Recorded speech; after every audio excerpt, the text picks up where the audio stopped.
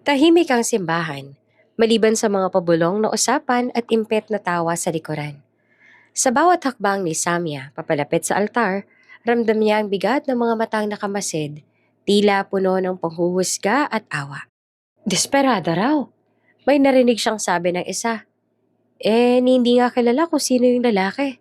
Sagot ng isa pa, kasabay ng mahinang tawa. Sa gilid ng aisle, halos pamilipit sa tuwa ang dalawang stepsisters niya na sina Lynette at Bea. Parehong nakangisi na para bang nanalo sa laban na hindi naman kanila. Ngunit tuloy lang si Samia. Tuwid ang likod, mahigpit ang hawak sa bulaklak. Wala naman akong choice. Bulong niya sa sarili. Ito lang kapalit ng lahat. Hanggang sa marating niya ang altar. Doon, sa harap ng lahat, ay nakaupo sa wheelchair ang lalaking mapapangasawa niya. Tahimik, walang emosyon, nakayuko. 10 segundo, 20, hanggang sa bigla itong gumalaw. At bago pa man makapaniwala ang kahit sino, marahang tumayo ang lalaki mula sa wheelchair. Matikas, buo, at may tinging nagpatigil sa buong simbahan. Nahulog ang panga ng lahat. Lalong nanlaki mga mata ng dalawang stepsister si Samia. Dahil sa unang pagkakataon, nasilayan nila ang gwapo, malamig ang titig, at nakaka-intimidang bilyonaryong groom. Ang lalaking akala nila ay paralisado. At si Samia, nanlamig ang kamay habang iniabot ng lalaki ang palad niya. Now, malamig nitong sabi. Let's get this over with. Bago ka pa lang sa channel neto, ibang kwento ni Ate Jane, istorya mo, ikwento ko. Huwag kalimutang pindutin ang notification bell at subscribe button.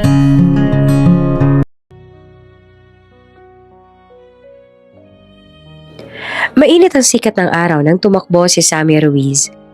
12 taong gulang sa buhangina ng Ruiz Seaside Resort. Hawak niya ang maliit na balde at pala. At habang tinatamaan ng araw ang kanyang buhok, kumikislap iyon na parang gintong sinag. Tumatawa siya. Hinahabol ang mga alon na umaabot sa kanyang mga paa. Ma, tingnan mo! Ginawa kong kastilyo! Sigaw niya habang kumakaway. Mula sa lilim ng isang malaking payong, nakaupo ang kanyang ina na si Sylvie. Nakasuot ng puting bestida at sombrerong malapad. Ngumiti ito. Hinayaan ng hangin na paglaruan ng mahabang buhok. Katabi niya si Dennis, ang asawa niya nakaputing polo at may hawak na kape. Nakangiting pinagmamasdan ang anak. Ang ganda ng pagkakagawa niya, sabi ni Sylvie. May talento sa detalye, parang ikaw noong bata ka pa. Napatawa naman si Dennis. Ako? Kung ako yan, simple lang. Kastilyo na may 3 tore. Si Samia may tulay pa. May bintana, may pinto pa. Naglakad si Sylvie papunta sa anak at yumuko. Anak, ang galing mo naman. Para kang arkitekto. Ngumiti si Samia. Nanginginig ang mga mata. Gusto ko nga maging arkitekto paglaki ko, ma. Gusto ko magtayo ng hotel na puro glass windows para makita mo yung dagat kahit nasa loob ka. Magagawa mo yan, sabi pa ni Dennis habang papalapit. Inilapat ang kamay sa ulo ng anak. Basta, pagbutihan mo sa pag-aaral, ha? Opo, pa. Hinila ni Samia ang kamay ng ama. Tara po, tulungan ko na po kayo magtayo pa ng tore. Umiling naman si Dennis at nakatawa. Mamaya na, kailangan ko pang kausapin yung manager ng resort. May meeting pa tayo tungkol sa bagong property sa Batangas. Dennis, malumanay na sabi ni Sylvie. Magpahinga ka kaya muna. Weekend ngayon, may ibang araw naman para sa trabaho. Tumikim si Dennis, nag-aatubili. Sige, sandali lang. Saglit lang naman ako, I'll be right back. Nakita ni Samia kung paano kumunot ang noon ng ina. Pero hindi na ito nagsalita pa. Tumango lamang si Sylvie, tsaka bumalik sa lilim. Makalipas ang kalahating oras, nakabalik si Dennis, masayang mukha. Good news, my girls, sigaw niya. Nakuha na natin yung bagong lupa. Pagtatayo tayo ng resort na mas maganda pa kesa dito. Tumalon si Samia sa tuwa. Talaga pa? Pwede ako mag-design? Siyempre. Pero ngayon, magpahinga muna tayo. Tara, ice cream break! Tumawa si Sylvie, sabay kurot sa braso ng asawa. Ay nako, ikaw talaga. Wala ka ng ibang iniisip kundi negosyo. Pero sige, ice cream sounds good. Habang kumakain sila ng ice cream sa may veranda, nakatanaw sila sa malawak na dagat. Ang hangin ay malamig. May halong alat ng alon at bango ng niyog. Tahimik sandali si Sylvie bago nagsalita. Dennis, sabi niya sa malumanay na tono. Minsan parang nakakalimutan mo bata pa si Samia. Napatingin naman si Dennis sa asawa. Anong ibig mo sabihin? Lagi kang abala. Lagi ka nasa meeting. Naiintindihan ko naman na para sa pamilyang ginagawa mo pero minsan gusto lang naman niyang makasama ka. Hindi pera ang hinahanap ng bata, kundi tatay niya. Natahimik si Dennis. Tumingin siya kay Samia na abala sa pagdila ng natutunaw na ice cream. Umabot pa nga sa ilong. Napangiti siya at natawa. Mukhang ako ang dapat turuan nito ng pahinga. Exactly, sabi ni Sylvie. Nakangiti na rin. Baka sa sobrang pagod mo sa negosyo, hindi mo na namamalaya na lumalaki na siyang di ka kasama. Bumabawi naman ako, di ba? Sagot ni Dennis, bahagyang nag-aalangan. Ginagawa ko ang lahat para sa kanya. Alam ko, Dennis, mahinahang tugon ni Sylvie. Pero tandaan mo, darating ang araw na baka gusto mo nang bumawi pero huli na. Sandaling katahimikan. Tanging hampas ng alon ang narinig nila. Kinabukasan nagising si Samia sa amoy ng pancake sa tinig ng ina na kumakanta sa kusina. Bumangon siya, sumilip mula sa hagdanan. Nakita niya magkasamang nagluluto sina Sylvie at Dennis. Si Dennis nagtatangkang mag-flip ng pancake pero tumalsik iyan sa sahig. Natawa si Samia ng malakas. Pa, mali ata yung pag-flip mo. Lumingon si Dennis at tumawa rin. Aba, gising na palang prinsesa. Bumaba si Samia at niyakap ang ina. Good morning, ma. Ang bango naman ng breakfast. Good morning din, sweetheart. Sagot naman ni Sylvie. Special breakfast daw, sabi ng papa mo. Para sa'yo, dagdag ni Dennis. Kasi gusto kong bumawi. No more meetings today. Pupunta tayo sa City Mall. Mag-shopping tayo. Anything you want. Lumaki ang mga mata ni Samia. Talaga pa? Kahit yung bagong sketchbook na may leather cover? Aba, kahit 10 pa niyan. Yay! Love you pa! Love you too, anak. Tumingin naman si Sylvie sa kanila. Ngumiti, pero may bakas ang pag-aalala sa mata niya. Dennis, sigurado ka bang kaya mo? Mukhang hindi ka pa nakapagpapahinga kahapon. Ay, sang ako, sagot ni Dennis. Wala tong sakit ng ulo na to. I'm fine. Pagkatapos ng breakfast, umalis silang tatlo. Sa loob ng kotse, tuloy-tuloy ang kwentuhan ni Samia. Pa, gusto ko rin bumili ng ribbon para sa buhok ni Mama, para mag-match tayo. Tumawa si Dennis. Nako, ikaw talaga. Parang ikaw pang mama namin. Gusto ko lang po na maganda tayong tatlo sa picture. Sagot ni Samia. Nagkatinginan sina Dennis at Sylvie. Pareho nakangiti. Sa loob ng sandaling iyon, parang kompleto ang mundo ni Samia. Ang mga palad ni Sylvie nakahawak sa kamay ng asawa habang nagmamaneho ito. Ang araw ay maliwanag, may musika sa radyo at ang buong biyahe ay puno ng tawanan. Pagdating sa mall, dumiretso sila sa bookstore. Pinili ni Samia ang sketchbook na gusto niya. Habang nagbabayad, napansin naman ni Sylvie na may tawag sa cellphone ni Dennis. Si Ramon, sabi ni Dennis at tinutukoy ang business partner.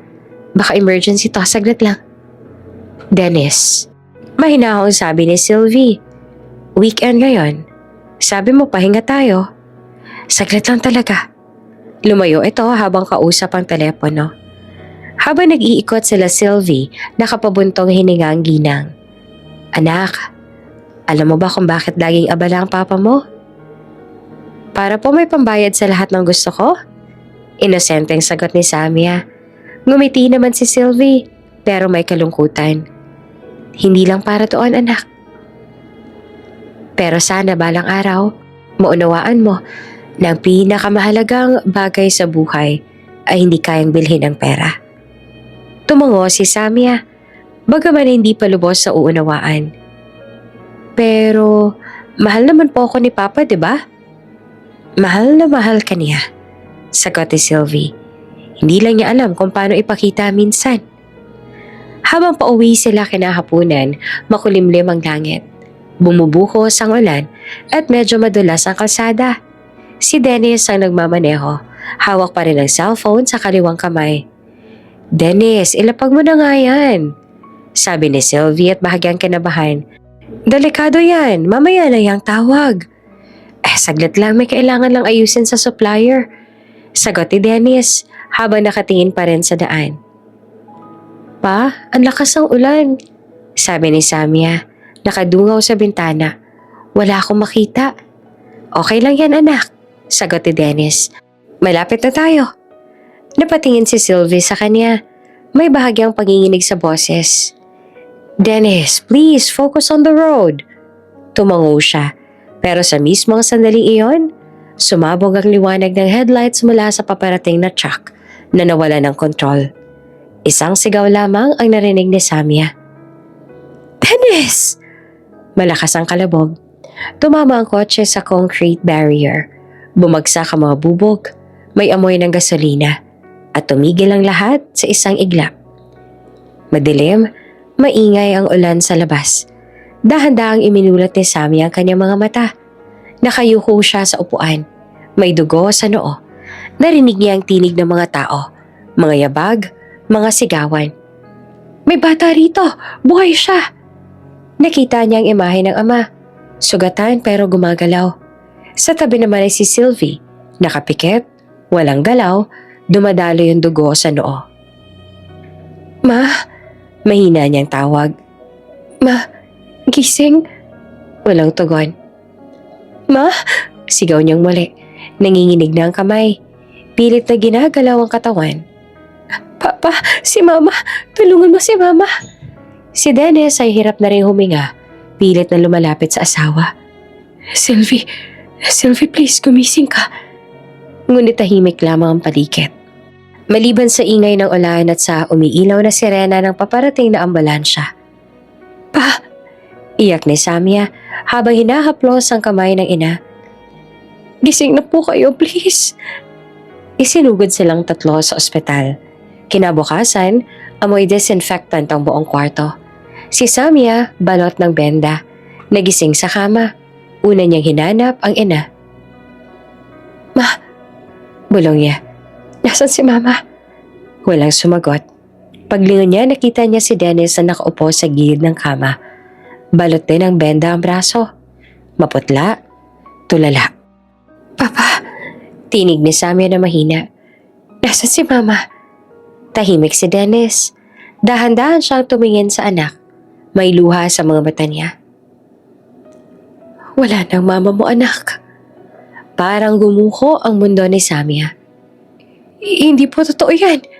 Kanina lang nag-usap pa kami. Pa, sabihin mo hindi totoo. Lumapit si Dennis. Pero tila napako sa lugar. Hindi niya magawang yakapin ng anak. Hawak niya ang ulo. Umiiyak ng walang tunog. Pa, bakit hindi mo siya sinave? Iyak ni Samia. Walang kontrol. Bakit hindi mo siya tinulungan? Napasinghap si Dennis. Tuluyan ang bumagsak ang luha. Ginawa ko ang lahat, anak. Hindi totoo yan. Kasalanan mo. Sigaw ng bata. Puno ng sakit at kalituhan. Tumalikod si Dennis. Tinakpan ang mukha. At sa pagitan ng hikbe ni Samia ay narinig niya ang pagbulong na sabi ng ama. Halos hindi marinig. Kung hindi dahil sa'yo, sana buhay pa siya. Para bang tumigil ang oras. Napatitig si Samia sa ama. Hindi ito makagalaw. Hindi makapaniwala sa narinig. Makalipas ang ilang oras, nasa labas na siya ng kwarto. Yakap-yakap ang maliit na sketchbook na nabili nila kanina. Binuksan niya iyon. At sa unang pahina ay may drawing ng 3 tao na magkakayakap. Sa ilalim may nakasulat sa bata pang sulat kamay. Mama, Papa, at ako. forever. Napaluha siya habang naririnig sa likod ng pinto ang mahinang iyak ng ama. Sa labas ng ospital patuloy ang pagbuhos ng ulan at doon nagsimula ang unti-unting pagbagsak ng mundong minsang punong-puno ng pagmamahalan.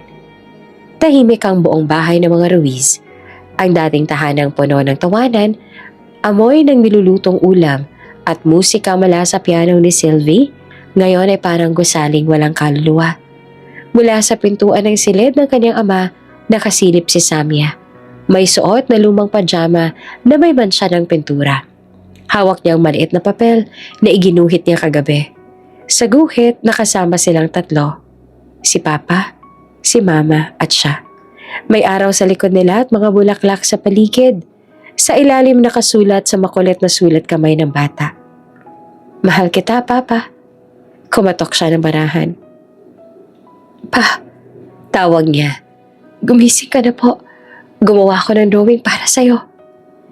Nang maramdaman niyang walang tugon, marahan niyang itinulak ang pinto. Tumambad sa kanya si Dennis. Nakaupo sa gilid ng kama. Nakayuko, hawak ang isang litrato ni Sylvie. Halos hindi na nagbago ang posisyon nito mula pa kagabi. Sa tabi niya ay mga basyon ng gamot, ilang papel na hindi man lang naayos, at isang tasa ng kape na malamig na. Pa, gusto mo po ng breakfast? Tanong ni Samia. Mahina, pero puno ng pag-asang mapansin siya. Marunong na po ako magluto ng itlog. Tinuruan ako ni Yaya Loring. Walang sagot. Parang hangin lang ang kanyang boses. Lumapit siya at inilapag ang drawing sa lamesa sa tabi ng kama. Ginawa ko po ito kagabi. Tingnan niyo, may araw pa po at bulaklak. Para po masaya ulit yung bahay. Hindi pa rin siya tinitingnan ng ama. Nakatingin lang si Dennis sa litrato ni Sylvie. Dahan-dahan, lumapit si Sammy at humawak sa braso nito. Pa, miss ko na si Mama. Pero andito naman po ako. Pwede po tayo mag-usap. Pwede po tayo mag-drawing ulit gaya ng dati. Sa unang pagkakataon, tiningnan siya ni Dennis. Ngunit ang tinging iyon ay mabigat. Parang may pader sa pagitan nila. Samia, sabi niya sa malamig na tinig. Umalis ka muna. Gusto ko mapag-isa. Napayuko si Samia. Opo pa. Lumabas siya ng silid, bitbit ang lungkot na parang mabigat na bato sa dibdib.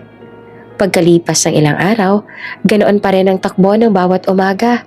Si Samia gigising, magluluto ng simpleng almusal, maghihintay sa mesa, maghahatid ng pagkain sa kwarto ng ama. Si Dennis ay tahimik lang, hindi man lang tumitingin. Isang araw nagluto siya ng sinigang. Paborito iyon ni Dennis. Pinaghirapan niya. Nagpa-assist pa kay Yaya Loring. Yaya, siguradong magugustuhan ito ni Papa. Ganito kasi yung niluluto ni Mama, di ba? Tumango naman si Yaya Loring, pero may lungkot sa mukha. Oo anak, pero baka hindi pa handa ang Papa mo. Malalim pa ang lungkot niya. Pero kailangan niyang kumain. Baka sakaling gumaling ang pakiramdam niya pag natikman niya to. Kinuha ni Sammy ang tray. Dahan-dahang umakyat sa kwarto ng ama at kumatok. Pa, ako po ito. Niluto ko po ang sinigang, favorite niyo po. Binuksan niya ng marahan ng pinto. Si Dennis ay nakaupo pa rin sa mesa. May hawak na dokumento at nakatingin sa bintana. Pa, gusto niyo po tikman? Mainit pa po ito. Napatingin si Dennis saglit, tsaka muling binalik ang tingin sa labas. Wala akong gana, Samia. Pa, kahit konti lang po. Niluto ko po ito buong umaga para lang sa inyo. Ngunit hindi siya sumagot. Tumayo si Dennis at lumapit sa cabinet. Kunwari may inaayos. Ang bata ay nakatayo lamang. Hawak ang tray, pilit na pinipigil ang pag-iyak. Pa? Samia? Mahina ngunit matalim na tinig. Sinabi kong wala akong gana. Umalis ka na. Tumango si Samia, marahang lumabas na lang tray. Sa hagdan, bumigay ang mga luha niya. Lumipas ang mga linggo, sa labas ng bahay patuloy ang ulan. Sa loob ay patuloy din ang lamig. Habang nagpipinta sa lumang kwaderno, nagpasya si Samia na gumawa ng portrait ng mama niya. Nilagyan niya ng bulaklak sa buhok at ng malaking ngiti. Nang matapos ay dinala niya ito sa sala at inilagay sa ibabaw ng piano, katabi ng litrato ng mag-asawa. Pagkakita ni Dennis, kinabukasan napahinto siya. Lumapit, tiningnan ng Joey. Sandali siya napatitig. Pero imbes na ngumiti siya, napapikit siya. At dahan-dahan itong kinuha mula sa ibabaw ng piano. Pa, gusto ko lang naman na alalahanin si Mama, sabi ni Samia na nagmamadaling lumapit. Para hindi po siya mawala sa atin. Hindi mo kailang ipaalala sa akin ang asawa ko, Samia. Malamig na tugon ni Dennis. Araw-araw ko siyang naaalala. Gustong sabihin ni Samia na iyon nga ang dahilan kung bakit niya ginawa iyon. Pero hindi niya magawang magsalita. Nakita niyang pinunit ni Dennis ang drawing. Marahan pero matatag. At itinapon sa basurahan. Napatigil si Samia. Naninigas ang katawan. Parang bawat peraso ng papel ay tinadtad din ng puso niya. Pa, umakyat ka na. Mag-aral ka na lang. At tigilan mo na nga yung pagguhit-guhit mo kung yan lang ang gagawin mo. Tumalikod siya at mabilis na umakyat. Sa kwarto ay tahimik siyang umupo sa sahig. Pinulot ang mga tirang peraso ng papel na hindi tuluyang nalaglag sa basurahan. Pinagdikit niya iyon gamit ang tape. Sa gitna ng punit-punit na papel, bahagyang buo pa rin ang ngiti ng kanyang ina. Kinagabihan, nagising si Samia sa mahinang iyak. Dinig iyon mula sa kwarto ng ama. Hindi niya alam kung anong oras na, pero bumangon siya, lumapit sa pinto at dahan-dahang sumilip. Si Dennis ay nakaupo sa sahig, hawak ang larawan ni Sylvie, umiiyak ng walang tunog. Kung hindi dahil sa kanya, mahinang sabi nito na halos mabulong. Kung hindi ko siya pinilit sa mama, hindi sana siya nasaktan. Hindi sana siya namatay. Tumigil siya sandali. At sa mas mababang boses, narinig ni Sammy ang susunod na salita. Kung hindi dahil sa anak natin. Parang sumabog ang dibdib ni Sammy sa sakit. Napaatras siya. Napasandal sa pader. Hawak ang dibdib. At doon siya tahimik na umiyak. Hindi niya alam kung paano niya tatanggapin ang ganoong salita. Bata pa siya, pero malinaw sa kanya ang kahulugan noon. Sa isip niya, totoo ang narinig niya. Siya nga ang dahilan. Siya ang malas. Kinabukasan hindi na siya bumaba para kumain. Pinilit ni Yaya Luring na mag-almusal siya, pero umiling lang siya. Hindi ako gutom, Yaya. Anak, kailangan mong kumain. Magagalit ang papa mo pag nalaman niya. Napangiti si Samia na mapait. Hindi na siya magagalit, ya. Hindi naman na niya ako tinitingnan. Niyakap siya ni Luring. Anak, huwag mong isipin na galit siya sa'yo, nalulungkot lang siya. Pero sinabi niya kagabi, Yaya. Mahina niyang sabi. Pilit na pinipigil ang luha. Narinig ko siya. Sinabi niya kung hindi dahil sa anak niya, hindi mamamatay si Mama. Ako yun, Yaya. Ako. Napahinto naman si Luring. Hindi alam ang isasagot. Hinaplos niya ang buhok ni Samia. Hindi totoo yan, anak. Minsan kapag sobrang sakit ng puso ng tao, nasasabi niya mga bagay na hindi naman niya ibig sabihin. Pero bakit parang totoo, Yaya? Dahil mahal mo siya at gusto mong paniwalaan lahat ng sinasabi niya. Pero anak, tandaan mo ito. Hindi mo kasalanan ang nangyari. Hindi mo kasalanan. Ngunit sa loob ni Samia, hindi yon pumasok. Ang bawat tibok ng puso niya ay parang paulit-ulit na sinasabi, kasalanan mo ito. Lumipas ang buwan, unti-unting bumalik si Dennis sa negosyo. Ngunit hindi sa tahanan. Araw-araw umaalis siyang maaga. Umuwi na ng gabi. Madalas laseng o pagod. Wala nang kamusta ka anak o kamusta ang school. Isang gabi sinubukan muli ni Samia na makipag-usap. Pa, sabi niya habang kumakain sa lapag. May contest po sa school. Drawing contest. Gusto ko pong sumali.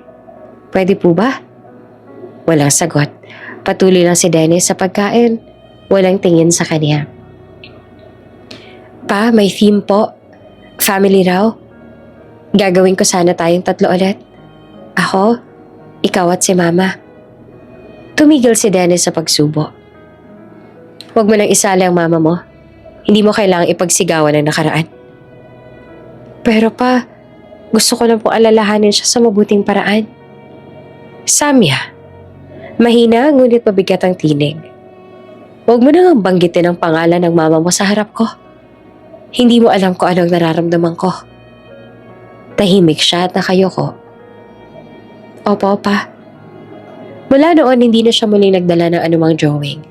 Lahat ng ginuguhit niya, tinatago niya sa ilalim ng kama. Minsan, pag uwi ni Dennis galing opisina, nadatnan niya si Samya sa sala. Nagpapiano ng pamilyar na awitin ni Sylvie. Samya! Malakas siyang tawag. Napatigil ang bata at lumingon. Pa, gusto ko lang pong kantahin yung paborito ni Mama. Lumapit si Dennis at galit ang tinig. Huwag mo nang tugtugin yan dito. Pero pa, nakakagaan po ng pakiramdam. Parang kasama ko lang po si Mama pag tumutugtog ako. Hindi ka ba marunong makinig? Napatigil si Samya. Sorry po. Umupo si Dennis sa sofa. Tinakpan ang mukha. Tahimik sandali.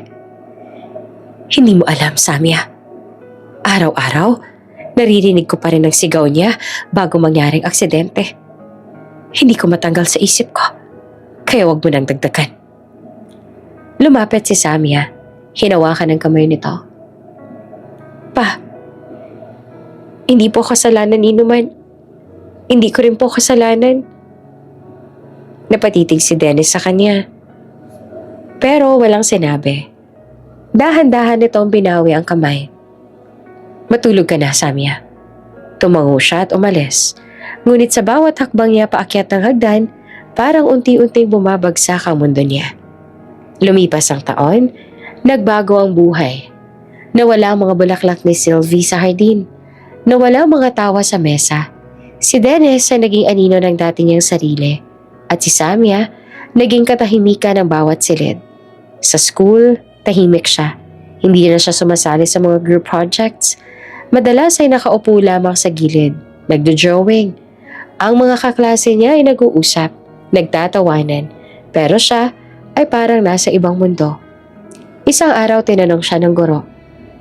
Samya, bakit puro malulungkot ang ginuguhit mo? Ngumiti siya ng pilit. Kasi po minsan, mas madaling iguhit ang lungkot kaysa sabihin. Pag uwi niya, dinala niya ang sketchbook sa kwarto. Binuksan niya iyon. Tiningnan ang mga guhit. Bahay na madilim, ama na nakatalikod, at batang nakaupo sa tabi ng bintana. Hinaplos niya ang pahina at marahang pumatak ang luha sa papel.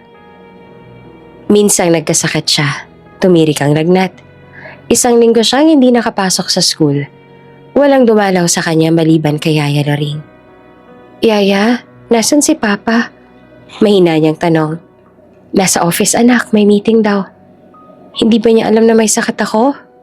Alam niya, pero sabi niya kailangan niya daw tapusin ang trabaho. Tumalikod si Samya, umiiyak sa unan. Sige po, Yaya, sabihin niya sa kanya ayos lang ako. Ngunit sa loob ng kanyang isip, ang totoo, hindi siya ayos. Wala na siyang ina, wala na rin siyang ama. Kahit buhay pa ito.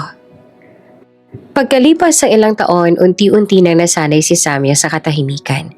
Sa bawat pagising niya, alam niyang wala siyang maririnig na, "Good morning anak." At sa bawat gabi bago siya matulog, tinititigan niya ang luma at punit na drawing na pinagtagpi niya noon. Kahit durog na, iyon pa rin ang simbolo ng pamilyang minsan ay buo. Sa isip niya, boses ng ama ang paulit-ulit na naririnig. Kung hindi dahil sa kanya.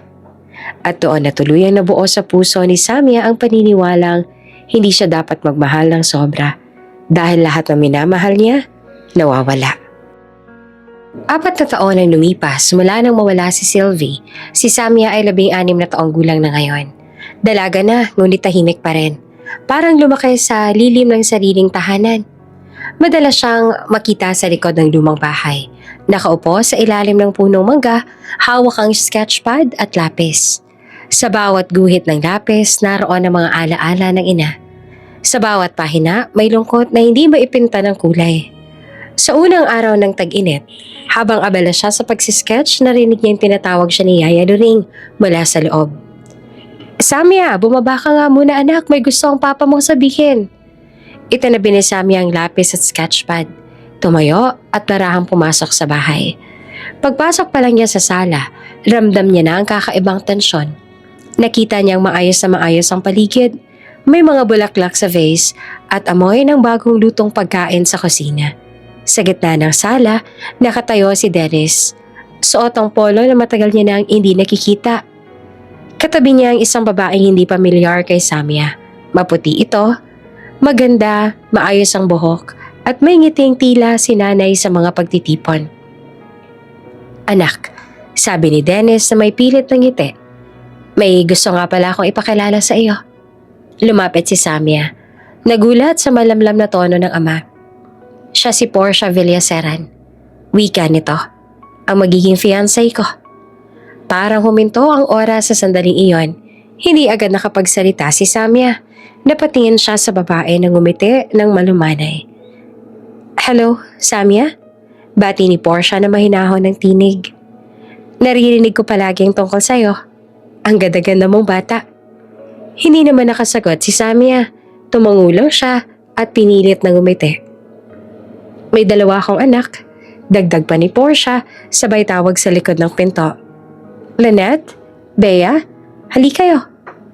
Lumabas ang 2 batang babae. Si Lynette ay 14 na taong gulang. Payat, maayos manamit at may ngiting magiliw, ngunit may bilis ng mata na parang laging mapanuri. Si Bea naman, 12. Kasing edad ni Samia nung mamatay ang ina. Masiyahin, palangiti, ngunit may halong pagyayabang sa kilos.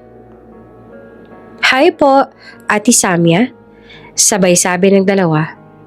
Hi, mahina naman niyang sagot. Si Dennis ay ngumiti at halatang masaya. Magiging isang pamilya na tayo. Gusto ko magkasundo kayong lahat. Of course, sabi ni Portia, sabay hawak sa braso ni Dennis. Gagawin ko ang lahat para maging buo ulit ang pamilya mo, Dennis. Tumango lamang si Samia, pero sa loob niya may kakaibang pakiramdam. Parang biglang naging masikip ang bahay. Makalipas ang ilang linggo ay nagsimula ng madalas na pumunta si Portia at ang mga anak nito sa bahay. Noong una, parang masaya. Lagi silang nagdadala ng pagkain, mga bagong kortina at kung ano-anong dekorasyon. Samia, gusto mo bang tulungan ako sa pag-ayos ng bulaklak sa mesa? Tanong ni Portia minsan. Sige po. Sagot naman ni Samia sabay kuha ng vase. Ngunit habang inaayos nila iyon, napansin niya kung paanong pinagmamasdan siya ni Portia sa bawat galaw.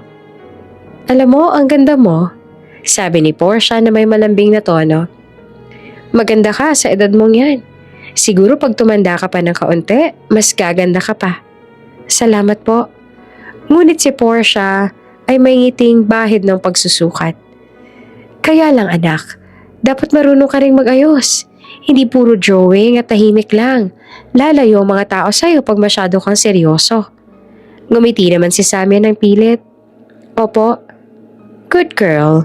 Wika ni Portia sabay tapik sa kamay niya. Sa mga sumunod na araw palaging ganon. Si Portia ay laging may mga mungkahe. Laging may ayos na gustong baguhin sa bahay. Dennis, sabi niya minsan, baka pwedeng ayusin natin ang layout ng sala? Mas maganda kung medyo modern, hindi masyadong luma. Luma na kasi ang mga design ni Sylvie. Napatingin si Samia sa ama, umaasang tututol ito. Ngunit ngumiti lamang si Dennis. Kung gusto mo, sige. Nilingon siya ni Portia, may matamis na ngiti. Para ito sa lahat, Samia. Mas magiging masayang bahay pag maganda ang paligid. Tumango siya. Ngunit sa puso niya, alam niyang may binubura si Portia sa bawat bagong disenyong ipinapabago. Isang gabi habang kumakain silang lahat sa hapag, naglabas ang bagong usapan si Portia. Dennis, sabi nito, naisip ko lang, baka pwedeng lumipat si Samia sa silid sa itaas, malapit sa study room, para naman makagamit siya ng sariling espasyo sina Lynette at Bea sa malaking kwarto. Napatigil sa pagkain si Samia. Ha? Pero doon na po ako natutulog simula pa bata ako. Ngumiti naman si Portia. Oo dear, pero para mas practical lang. Mas malaki ang kwarto mo at kailangan ng space sa mga bata. Temporary lang naman. Si Dennis ay tahimik lang, tumingin kay Portia pagkatapos ay kay Samia. Samia anak, mahinang sabi niya. Siguro tama naman si Portia. Maganda rin kung may sarili kang tahimik na lugar. Pero pa, hindi niya na natapos ang sasabihin. Nagkatinginan sina Portia at Dennis. At doon niya napagtantong wala siyang laban. Opo, mahina niya na lang nasagot. Sige po. Pagkalipas ng ilang araw, lumipat siya ng kwarto. Mula sa dating malawak na silid na may bintanang tanaw ang hardin ng kanyang ina, napunta siya sa maliit na kwarto sa itaas, malapit sa storage. Habang inilalagay niya ang mga gamit, pumasok si Bea. Bit-bit ang cellphone. Ate Samia, ang ganda ng kwarto mo dati, parang kwarto ng princess. Ngayon, kami na ni Ate Lynette doon. Pero promise, aalagaan namin. Ngumiti si Samia. Sige, salamat. Tumawa pa si Bea pero may halong pang-aasar. Sana ako rin may drawing talent. Pero sabi ni Mama, mas maganda daw yung may marunong makipag-usap kesa sa laging nagkukulong sa kwarto. Napangiti siya ng tipid. Siguro nga. Anyway, sabi ni Bea bago lumabas, good luck sa bago mong room. Pagkaalis ng bata, napaupo si Samia sa kama. Tahimik. Dinig niya ang tawa ng magkapatid sa ibaba, habang siya naman ay nakatingin sa kisame. Makalipas ang ilang buwan, naging opisyal na mag-asawa sina Portia at Dennis. May maliit na pagtitipon sa bahay. Dumating ang mga business partners, ilang kamag-anak at ang mga anak ni Portia na nakaputi at kumikislap ang ngiti. Sa gitna ng pagtitipon, lumapit si Portia kay Samia. Anak, tumulong ka nga maglagay ng plato sa mesa. Opo, sabi naman ni Samia sabay kuha ng mga pinggan. Habang abala siya, lumapit si Lynette. Ate Samia, sabi ni Mama ikaw daw magpe-perform mamaya. Totoo ba yun? Ha? Hindi ko po alam. Tumawa si Lynette. Baka gusto ka lang yung ma-appreciate ng mga bisita para may silbi ka naman ngayong gabi. Ngumiti siya ng pilit. Oh, sige. Pagkatapos ng kainan, tinawag ni Portia ang atensyon ng lahat. Gusto ko lang ipakilala ang anak ni Dennis, si Samia. Napakahusay niyang magpiano. Sana marinig natin siya. Nagulat si Samia. Hindi siya inabisuhan. Pero lahat ng mata ay nakatingin sa kanya. Pa? Mahinang tanong niya. Ngumiti naman si Dennis. Sige na anak, para sa mama mo. Tumango siya at marahang naupo sa piano. Sa unang pindot ng mga nota, ramdam niya ang kaba. Habang tumutugtog siya, nakita niya nag-uusap sina Portia at Dennis sa gilid. Parehong nakangiti, tila walang naririnig. Nang matapos ang tugtugin, ilang mahihinang palakpak lang narinig niya. Si Portia ang unang bumate. Ang galing, Samia. Medyo sintonado lang pero nakakatawa. Tumango siya, ngumiti at bumalik sa kanyang pwesto. Ngunit sa loob-loob niya, parang wala nang natitirang musika. Sa mga sumunod na linggo, lagi na lang abala si Dennis sa negosyo. Si Portia nang nag-aasikaso ng bahay. Dennis, iniisip ko lang, sabi ni Portia isang umaga. Bakit hindi mo muna bawasan ang trabaho mo at mag-focus sa pamilya? Hindi mo napapansin, kailangan ka ng mga bata. Tama ka, sagot ni Dennis. Kailangan kong ayusin ang balanse. Masyado ako naging busy. Gusto ko lang na magiging stable ang pamilya natin, sabi ni Portia, sabay halik sa pisngi nito. Mula sa hagdan, tahimik na nanonood si Samia. Habang lumilipas sa mga araw, unti-unti nang nawawala ang mga bagay na nagpapaalala kay Sylvie. Ang mga painting niya ay pinalitan ni Portia ng mga bagong artwork. Ang mga lumang kortina ay napalitan na ng mamahaling tela. Pati ang amoy ng bahay ay iba na. Isang gabi, habang nag-i-inspeksyon si Portia ng mga lumang gamit, napansin niya ang maliit na kahon sa sala. Ano to? Tanong niya. Lumapit si Samia. Mga gamit po ni Mama. Ayoko pong itatapon. Ngumiti naman si Portia, ngunit malamig. Anak, hindi ko naman ipapatapon. Pero baka pwedeng itabi muna natin. Dapat kasi mag-move on na tayo. Pero, iyon na lang po natitira sa kanya. Samia, sabi ni Portia, Minsan kailangan mong pakawalan ng nakaraan para makaabante. Tahimik lamang si Samia. Pinapanood habang ilalagay ni Portia ang mga gamit ng ina sa storage room. Lumipas ang buwan, si Dennis ay bihirang makausap si Samia. Tuwing sinusubukan niya magkwento, laging may sagot itong, "Mamaya na anak, pag hindi na ako pagod." Ngunit ang mamaya ay laging nagiging bukas at ang bukas ay laging hindi dumarating. Samantala, sina Lynette at Bea naman ay lalong naging palagay sa bahay. Si Bea ang palaging bida sa bawat okasyon, habang si Lynette ay madalas kasama ang ama sa opisina. Isang hapon naglalakad si Samia sa hardin nang marinig niya ang dalawang magkapatid na nag-uusap sa balkonahe. "Si Ate Samia tahimik lang lagi," sabi ni Bea. "Parang hindi siya masaya kahit kailan." Paano siya sasaya?" sagot ni Lynette na nakangiti. "Wala namang pumapansin sa kanya. Kaya nga mas mabuti na tayo nandito, 'di ba? At least may totoong pamilya na si Papa." Tumalikod si Samia bago pa man sila makakita. Pumasok siya sa kwarto at doon na lang umiyak. Habang tumatagal, mas lalo siyang nagiging estranghero sa sariling bahay. Sa bawat tawanan sa hapag, wala siyang boses. Sa bawat larawan sa dingding, unti-unting nawawala ang kanyang lugar. Ngunit sa loob ng kanyang kwarto, sa bawat guhit ng lapis, binubuo pa rin niya ang mundong hindi niya makita sa labas. Isang buhay kung saan buo pa sila. Isang ama na nakangiti at isang ina na hindi kailanman nawala. Tahimik ang umaga sa bahay ng mga Ruiz. Ang amoy ng bagong timplang kape ay kumalat sa buong kusina. Ngunit ang katahimikan ay tila may bahid ng lamig. Sa mesa, nakaupo si Samia. Kumakain ng tinapay habang nakatungo. Sa kabilang dako, si Lynette at Bea ay nagtatawanan, abala sa cellphone. "Ang luma ng suot mo, Ate Samia," sabi ni Bea at hindi tumingin sa kanya. "Yan pa rin yung dress na ginamit mo nung birthday ko last year, ano?" "Maganda pa naman to," mahinang tugon ni Samia. "Wala namang masama sa luma." Tumawa pa si Lynette. "Hindi nga masama pero halata. Para kang lumang picture na nilagyan ng bagong frame. Sayang, ang ganda mo pa naman sana kung marunong ka lang sumabay." Ngumiti si Samia ng pilit. "Hindi ko naman kailangang sumabay sa uso." "Hindi ka lang uso, ate," sabad ni Bea sabay balik sa cellphone. "Hindi ka rin interesting." Tahimik lamang si Samia. Sanay na siya. Sa bawat biro na may halong pangungutya, sa bawat tawa na parang kutsilyong dumadaplisan sa kanya. Tinuturuan siyang tumahimik na lang. Pagkatapos ng almusal, umakyat siya sa kanyang kwarto. Pagsara niya ng pinto, napansin niyang magulo ang lamesa. Ang sketchpad niyang palaging nakapatong ay nawawala. Agad siyang naghanap.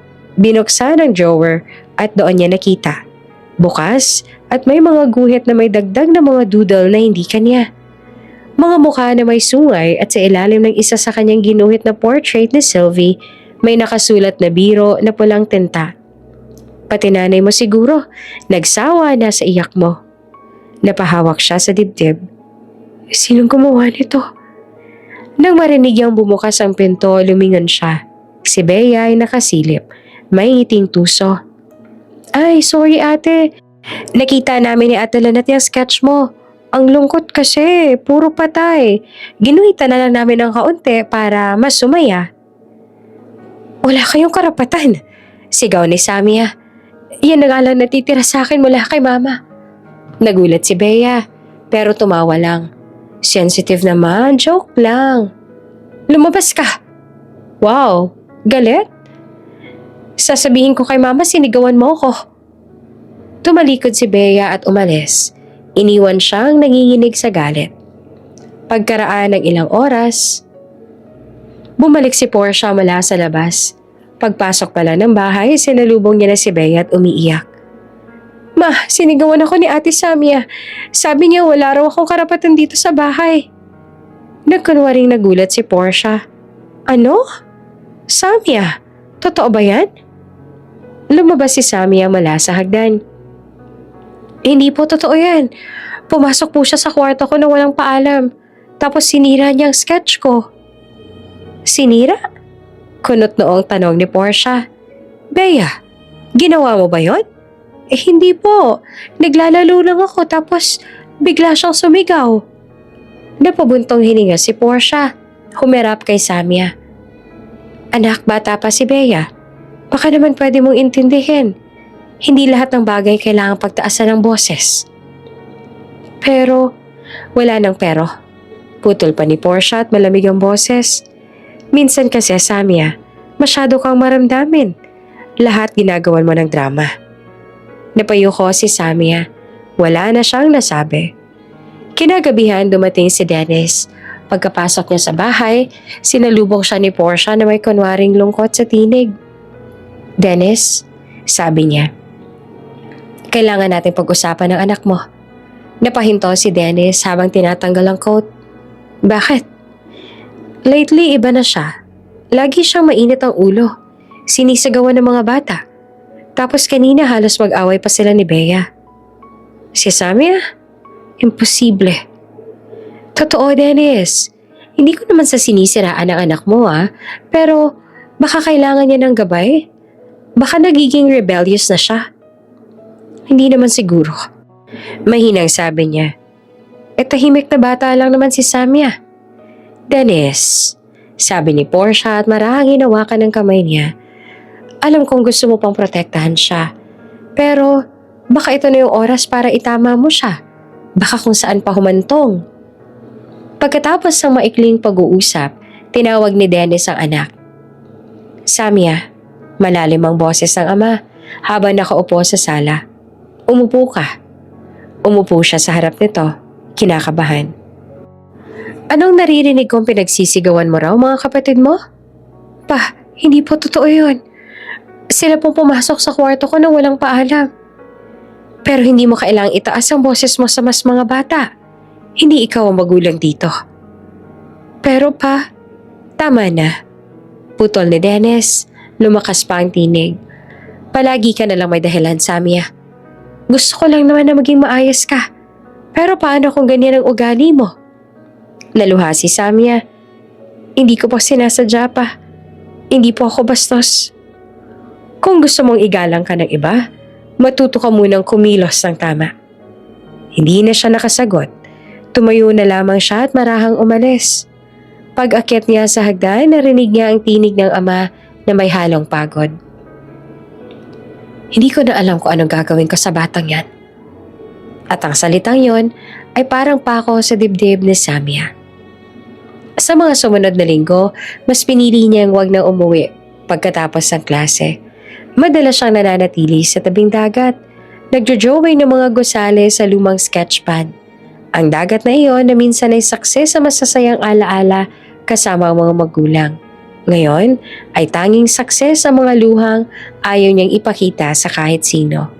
Minsan, kinakausap niya ang hangin. Tila naroon ang ina. Ma, mahina niyang sabi.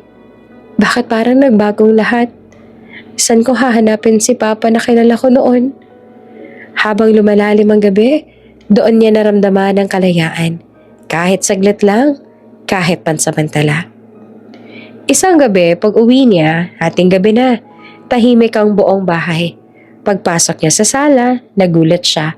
Naroon si Dennis na nakaupo sa sofa, gising at may hawak na baso ng tubig. Saan ka galing? Malamig na tanong ng ama.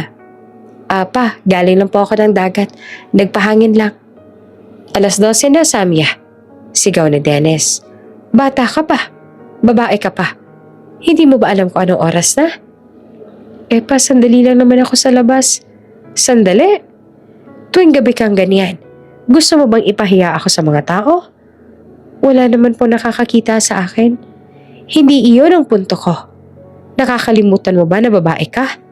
Gusto mo bang sabihin ng mga kapitbahay na lumalabas ka ng gabi na mag-isa? Napaluha si Samia. Pa, hindi mo naman ako tinanong kung bakit ako lumalabas. Bakit nga ba?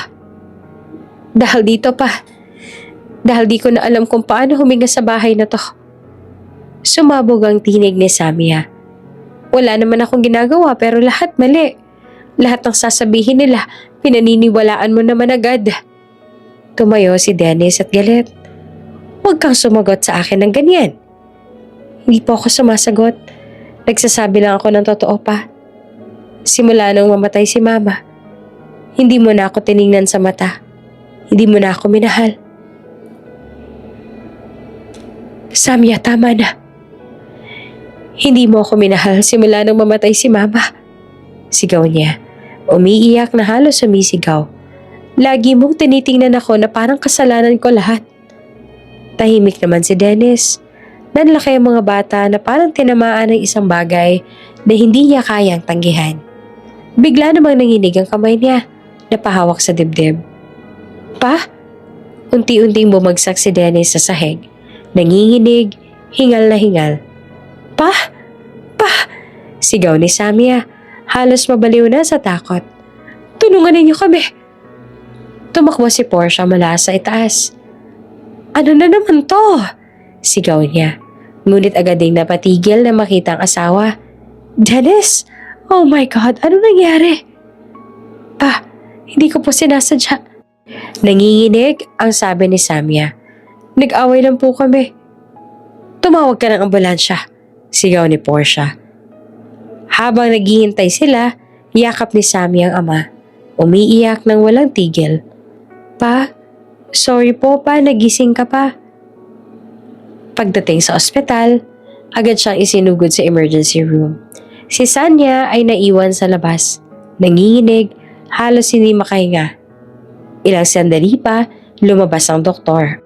May heart enlargement ang iyong ama. Mahinahon sabi nito. Kailangan niya sumailalim sa operasyon at mahigpit na pahinga.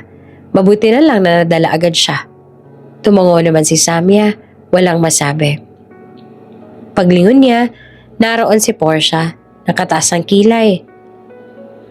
Nanginginig sa galit. Tingnan mo ang ginawa mo, sabi nito na malamig at mabigat. Kung hindi mo siya sinigawan, hindi siya maaapektuhan ng ganito. Hindi ko po sinasadya. Hindi sinasadya. Tumaas ang tinig ni Portia. Ikaw ang papatay sa ama mo, Samia. Simula nung pumasok ka sa buhay niya, puro problema. Puro sakit ng ulo. Napasigaw si Samia at umiiyak. Tama na, Tita Portia. Hindi mo ba naririnig? Kung hindi dahil sa'yo, baka hindi ito nangyari. Lagi mong pinipilit ang sarili mong kawawa. Pero ikaw naman ang dahilan ng lahat. Tumalikod si Portia at pumasok sa silid ni Dennis. Iniwan siya nakaluhod sa pasilyo ng ospital. Tahimik, nanginginig, yakap-yakap ang sariling katawan. Makalipas ang ilang minuto, bumalik siya sa bench sa labas ng ospital. Sa kamay niya, hawak pa rin niya ang lumang rarawan ni Sylvie. Ang tanging naiwan sa kanya. Tingnan mo ma, bulong niya habang pinahid ang luha. Nawala ka. Pati si Papa. Kahit buhay, parang wala pa rin. Sa mga matang pagod, nakita niya ang sariling refleksyon sa salamin ng ospital. Isang dalagang puno ng sugat, hindi sa balat, kundi sa puso. At sa sandaling iyon, tahimik niya naiintindihan na minsan, hindi lamang kamatayan ang nakakaubos sa tao. Tahimik ang ospital sa umagang iyon. Ang mga ilaw sa pasilyo ay malamlam at ang amoy ng disinfectant ay parang pumapasok sa bawat hibla ng buhok ni Samia habang nakaupo sa tabi ng kama ng kanyang ama. Si Dennis Ruiz ay nakaratay, napapalibutan ng mga makina at tubo. Ang tunog ng monitor ang tanging maririnig sa silid.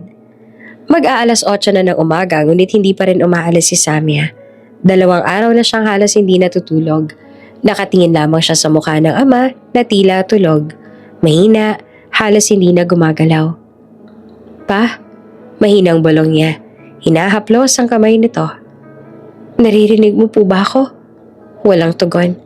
Tinanggal ni Sammy ang isang kamay niya sa pagkakahawak at pinahid ang mga matang namamaga sa luha.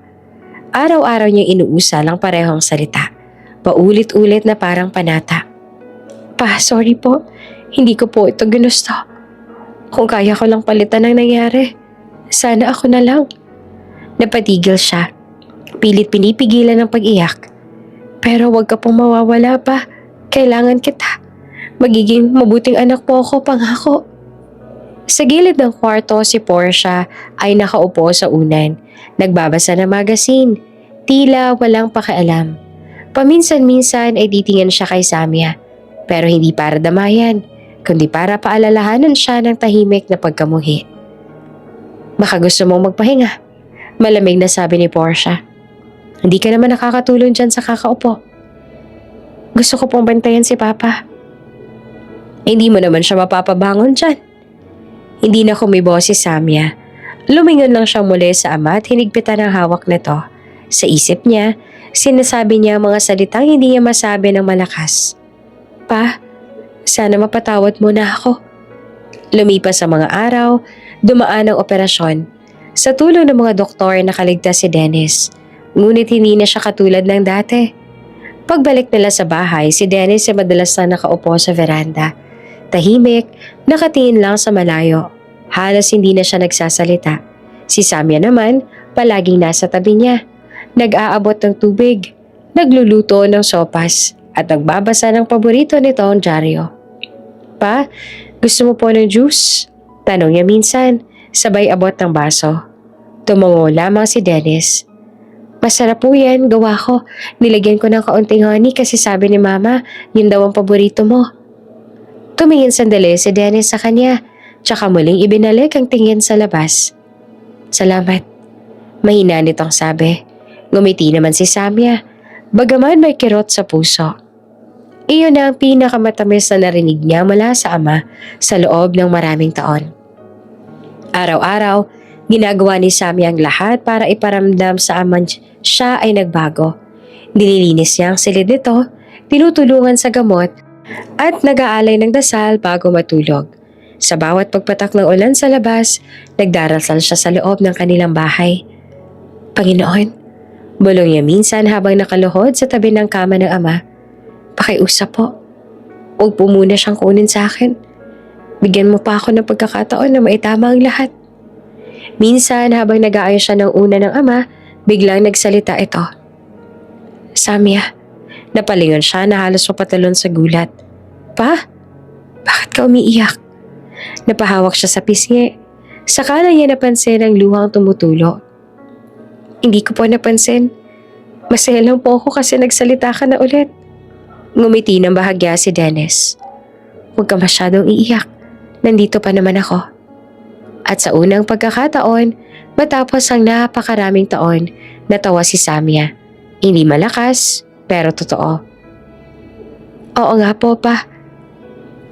Ngunit kahit anong pag-aalaga ni Samya, halata ang pagod sa katawan ni Dennis. Lumipas sa mga linggo, unti-unti siyang nangayayat.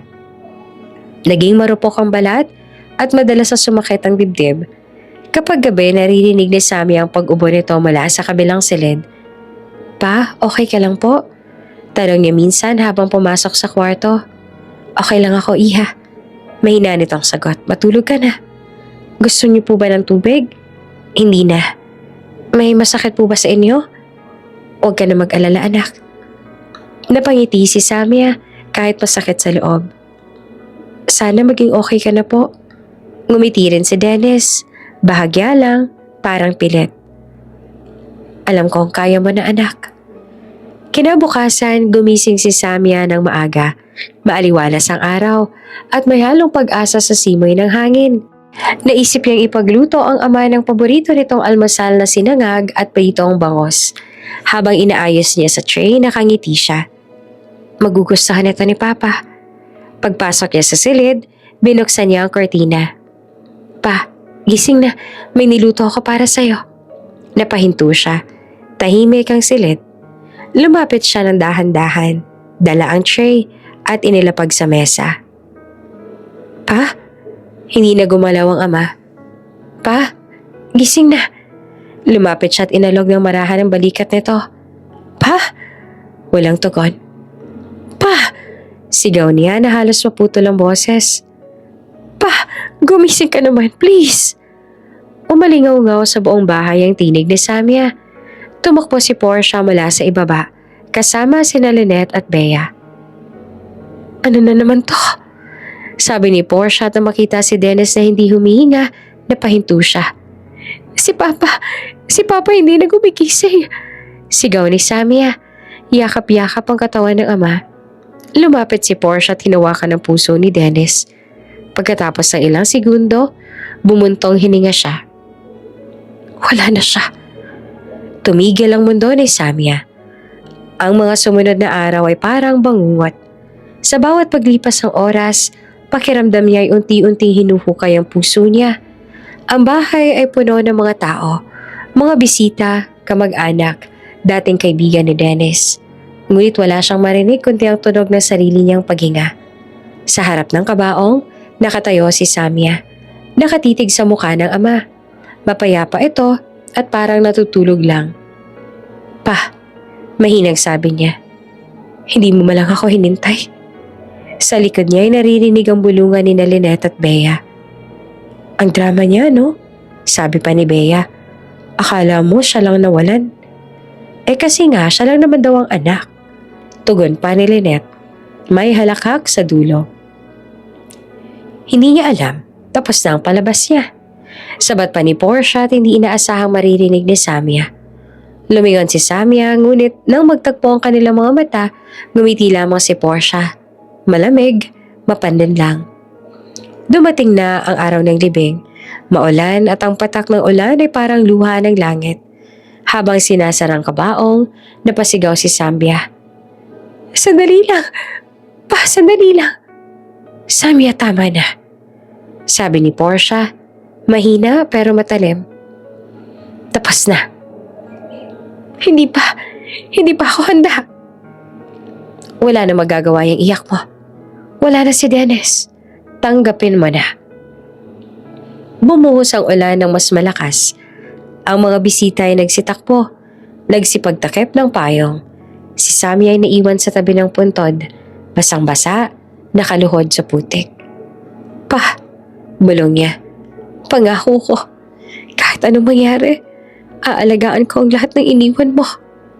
Pero sa likod niya, si Portia ay nakatayo. May hawak na payong. At sa malamig na boses sinabi, simula ngayon, wala ka ng silbi rito. Kinabukasan, nagising si Samia sa silid na dati puno ng liwanag. Ngayon, madilim ang mga kortina ay nakasara. Ang mga larawan ng kanyang magulang ay nakatago na. Sa ibaba, narinig niya ang tawanan ni Lynette at Bea habang kumakain ng almusal. Ang mga tagubili ni Portia sa mga tauhan ng bahay. Pumasok siya sa kusina. Mahinang nagtanong. Tita Portia, pwede po bang ako muna magluto? Gusto ko lang po magbigay ng... Pinutol siya ni Portia. Wala na si Dennis, Samia. At kung ako sa'yo, huwag mo lang isipin ng mga bagay na hindi mo kayang baguhin. Naiintindihan ko po pero... Ano bang hindi mo maintindihan sa sinabi ko? Malamig na sabi ni Portia. Simula ngayon, ako nang may hawak ng lahat. Kung gusto mong manatili dito, matuto kang makinig. Dahil kung hindi, baka pati ang tirahan mo, mawala pa. Napatigal si Samia.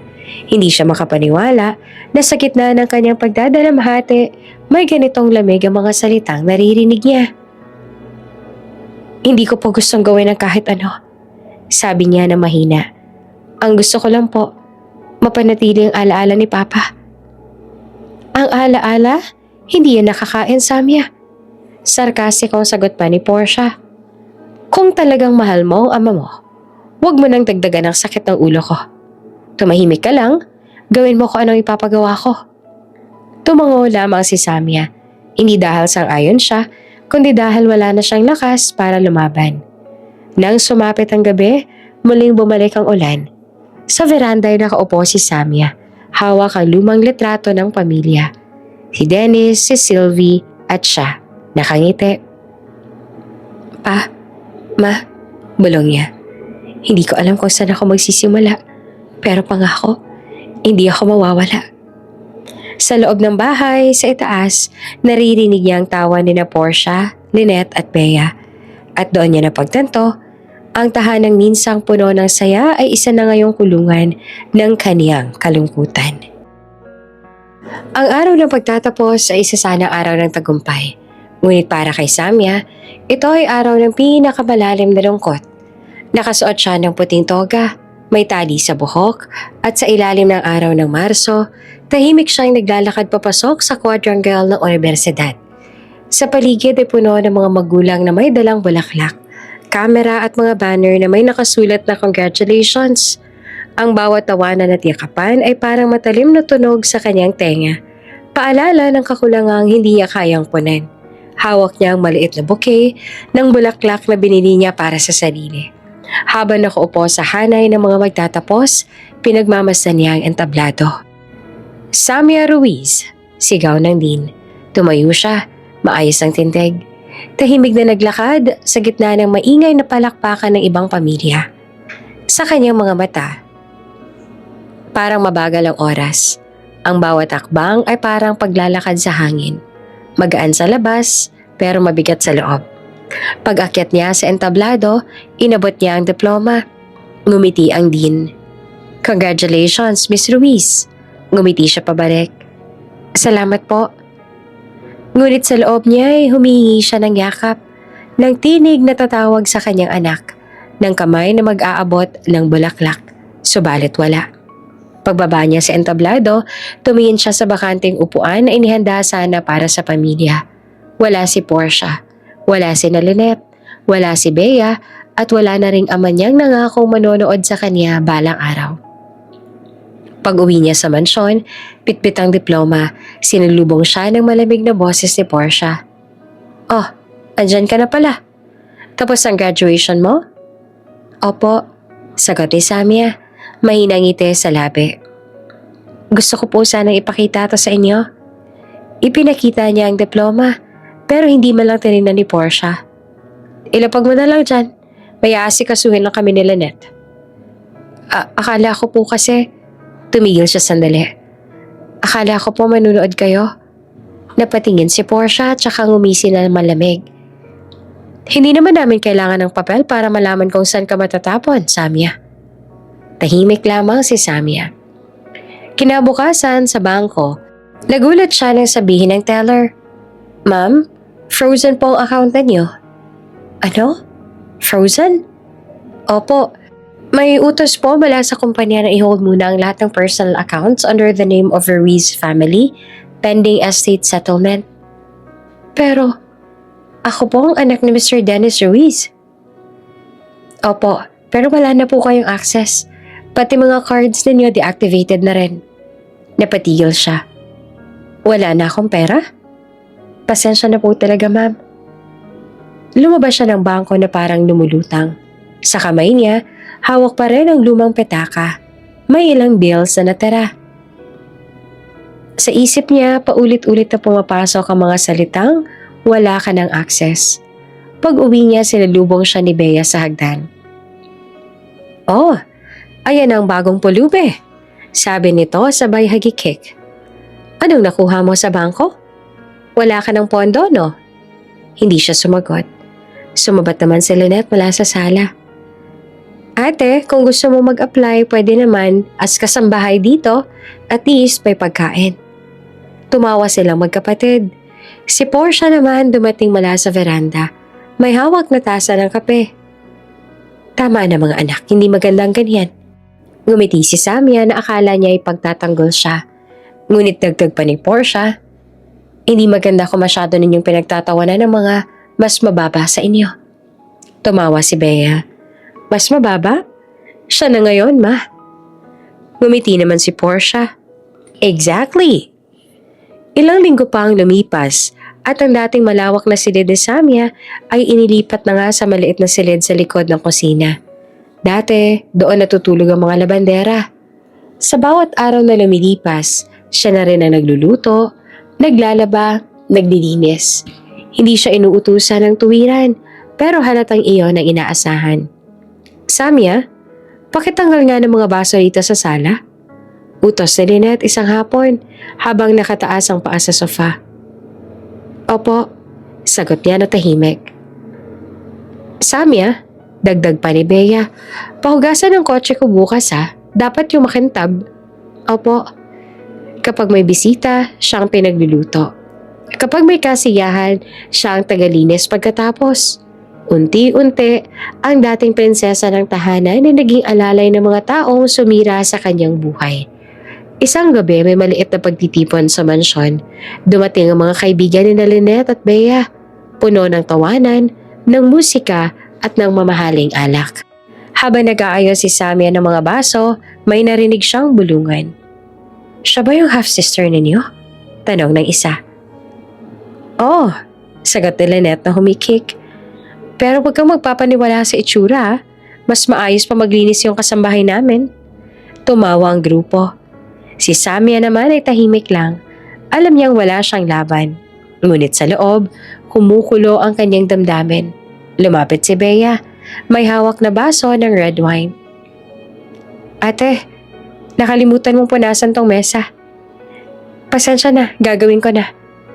Ngunit bago pa siya makalapit, ibinuhos ni Bea ang laman ng baso sa kanya. Kulay pula ang tumapon sa puting blouse niya. "Oops," sabi ni Bea. Ngumingisi. "Sorry, di ko sinasadya." Tumawa ang mga bisita. Tumingin si Samia sa kanila. Nanginginig ang kamay. Sandali siyang natigilan, halos mapaiyak. Pero pinili niyang tumalikod. Habang papalayo siya, narinig niya ang tawa ni Lynette. "Sabi ko na sa inyo, mahina yan. Hindi marunong lumaban."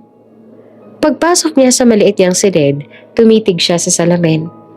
Ang pulang mansya sa kanyang damit ay parang dugong marka ng kahihiyan. Huminga siya ng malalim, pinunasan ng luha. Darating ang araw, bulong niya sa sarili. Makakaahon din ako. Kinabukasan, nagbago ang hangin sa bahay. Si Portia ay kabadong naglalakad. May hawak na folder habang kausap ang abogado. "Paano nangyari to?" tanong niya. "Akala ko maayos ang lahat ng accounts." "Ma'am," sabi ng abogado, "malaki po ang utang ng kumpanya. Maraming proyekto si Mr. Dennis na hindi natapos at malaki rin ang utang sa bangko. Kung walang karagdagang kapital, tuluyan na pong malulugi ang Ruiz Holdings." Napatingin si Portia kay Lynette. "Anong ibig mo sabihin? Bankrupt tayo?" Hindi pa naman po, pero papunta na roon. Kung hindi tayo makakahanap ng investor o merger, mawawala lahat. Pati ang bahay na to."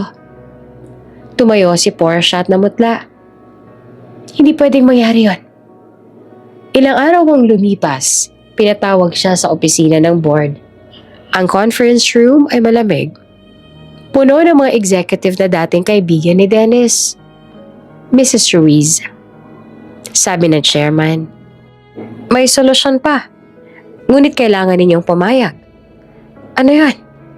"Ang Velasco Group ay nag-aalok ng merger, ngunit may kondisyon." Napakunot ang noo si Portia. "Anong klase ng kondisyon?" "Hindi lang ito business merger, Mrs. Ruiz. Personal din.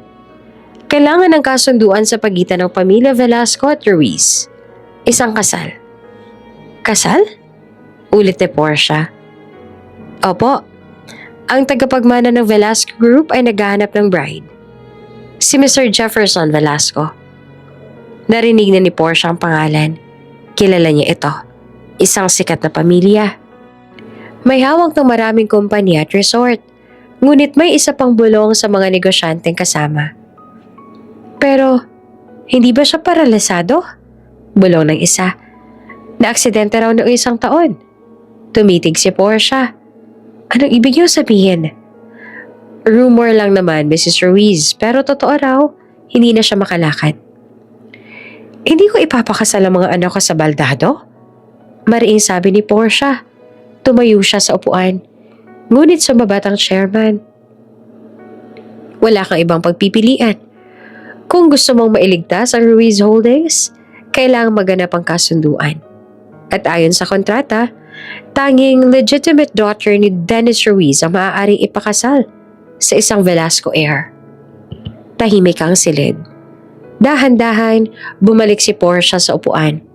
Ang mga mata niya ay kumikislap ng kakaibang kislap. Hindi ng takot, kundi ng pagkakalkula. "Legitimate daughter," bulong niya at halos nakangiti. Ngumisi siya, malamig at mapanlinlang. "Kung ganon," sabi niya sa wakas, "gamitin na lang natin si Samia." Tahimik ang buong bahay nang tawagin ni Portia si Samia sa opisina ni Dennis. Ngayon ay opisina na rin niya. Sa mesa, nakalatag ang ilang papeles. May perma ng ibang mga board members at isang kontrata na may mga selyong hindi niya maintindihan. Nakaupo si Portia sa swivel chair, nakangiti, habang sina Lynette naman at Bea ay nakatayo sa gilid. Parang mga batang sabik sa palabas.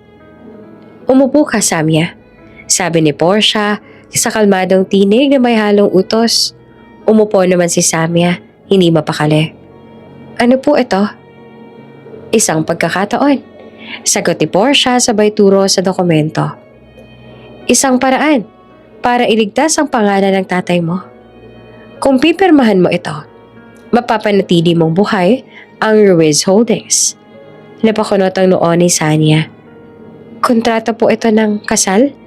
Ngumiti si Portia na malamig. "Oo. Magpapakasal ka sa tagapagmana ng Velasco Group, si Jefferson Velasco." Napalunok si Samya. "Narinig ko na po ang pangalan na iyon pero hindi ba paralisado?" Putol ni Lynette sabay tawa. "Oo, yun nga. Isa kang martyr, ate." "Hindi po ako pwedeng pumayag." Mahina ngunit mariing sabi ni Samya. Hindi ko ho siya kalala." Tumaas ang kilay ni Portia. "Hindi mo naman kailangan makilala siya. Ang kailangan mo lang tandaan, siya lang ang makakapagligtas sa kumpanyang iniwan ng tatay mo." "Pero, hindi ba pwedeng sa ibang paraan?" Halos pabulong ang tinig niya. Tumayo si Portia. Naglakad papunta sa kanya at marahang inilagay ang kamay sa mesa. "Gusto mo bang tuluyang bumagsak ang pangalan ng tatay mo, Samya? Gusto mo bang sirain ang lahat ng pinaghirapan niya?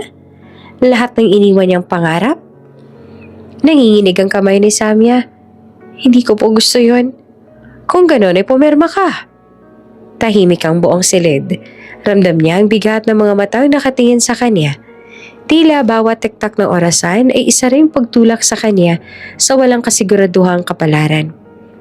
"Pero hindi ko siya mahal," mahina niyang sabi. "Hindi ka rin naman niya mahal," malamig na sagot ni Portia. "Hindi mo naman kailangan magmahal. Kailangan mo lang maging asawa." Pinikit ni Sammy ang mga mata. Naalala niya ang tinig ng ina. "Piliin mo lagi kung ano ang tama, hindi ko anong madali." Ngunit ngayon ang tama ay malabo. Dahan-dahan kinuha niya ang ballpen at nilagdaan ang kontrata. Ang tunog ng ballpen sa papel ay parang lagitik ng kadena. Ilang araw bago ang kasal, halos araw-araw siyang sinusukat para sa gown. Habang abala ang mga mananais sa pag-aayos ng tela, tahimik lang siya nakaupo. "Ang ganda mo, ma'am," sabi ng isa. "Bagay sa inyo ang ivory." Ngumiti siya na mahina. "Salamat." Sa gilid ay naroon sina Lynette at Bea. Parehong nakangiti ng mapanlait. "Akala mo naman may fairy tale ending," bulong ni Bea. "Baldado nga yung mapapangasawa niya." "Tama," dagdag pa ni Lynette. "Pero at least mayaman. Baka sakaling matutok kang umiti habang tinutulak siya sa wheelchair." Tahimik lamang si Samya. Pinili niyang hindi marinig. Sa bawat gabi bago ang kasal, umiiyak siya sa kanyang maliit na kwarto. Wala siyang kausap, walang sandalan. Tanging larawan lang ng kanyang mga magulang ang kanyang pinagmumula ng lakas. "Papa," bulong niya, "ginagawa ko to para sa pangalan mo." Dumating ang araw ng kasal. "Ayaw talaga paawat ng mga Ruiz," sabi ng isa. "Kahit malulugi na, may pakasal-kasal pa. Ang mapapangasawa pa raw paralisado. Kawawa naman yung babae," sagot ng isa. Sa loob ng kotse, nakaupo si Samya. Nakaputi, tahimik at malamig ang kamay. "Ready ka na?" tanong ng wedding coordinator. Ngumiti siya ng pilit. "Oo." Pagbukas ng pinto, sinalubong siya ng mahabang aisle. Ang mga bulaklak ay puti at ginto. Kumikislap sa liwanag ng chandeliers. Ngunit sa bawat hakbang niya, naririnig niya ang mga bulungan. Sa likod ng simbahan, nakaupo naman sina Lynette at Bea. Parehong may hawak na cellphone. Tahimik na nagtatawanan. "Ang drama niya," sabi ni Bea. "Wait ka lang," bulong pa ni Lynette. Gusto ko makita kung paano siya magre-react pag tinulak niya na yung wheelchair. Habang lumalapit si Samya sa altar, ramdam niya ang bigat ng kanyang kasuotan. Ang bawat mata na nakatingin sa kanya, pinilit niyang tumingin sa harap, kung saan naroon ang lalaking papakasalan niya. Nakaupo ito sa wheelchair, nakasuot ng itim na tuxedo, nakayuko at hindi niya maaninag ang mukha. Eto na, sabi niya sa sarili. Wala nang atrasan. Sa dulo ng aisle huminto siya. Naririnig pa rin niya ang bulungan ng mga tao. Sayang, ang ganda ng bride. Pero ba't sa ganyan siya napunta? Ngunit bago pa siya tuluyang makalapit, bigla nang kumilos ang lalaki. Dahan-dahan itong tumayo mula sa wheelchair. Napatigil ang lahat. Ang buong simbahan ay napuno ng mga bulalas at pagkagulat. Ang mga bulaklak sa gilid ng aisle ay tila sabay na napayuko. Si Lynette, halos mahulog ang panga. Si Bea natulala. Si Portia napasandal sa upuan, hindi siya makapaniwala. Ang lalaki akala nilang paralisado ay tumayo ng tuwid. Matangkad, matikas, at mapangakit.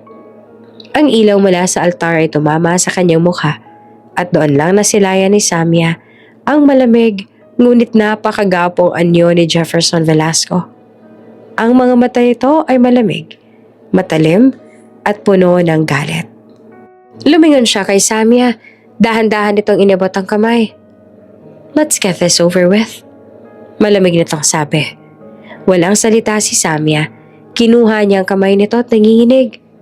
Ang kasal ay nagpatuloy, ngunit ang hangin sa loob ng simbahan ay mabigat, parang may tinatagong unos. Sa tuwing nagtitinginan sila ay parang may pagitan na yelo. Ngunit sa ilalim ng mga titig ng lahat, tinapos sila ang seremonya. Pagkatapos ng kasal, dumiretso sila sa sasakyan. Tahimik.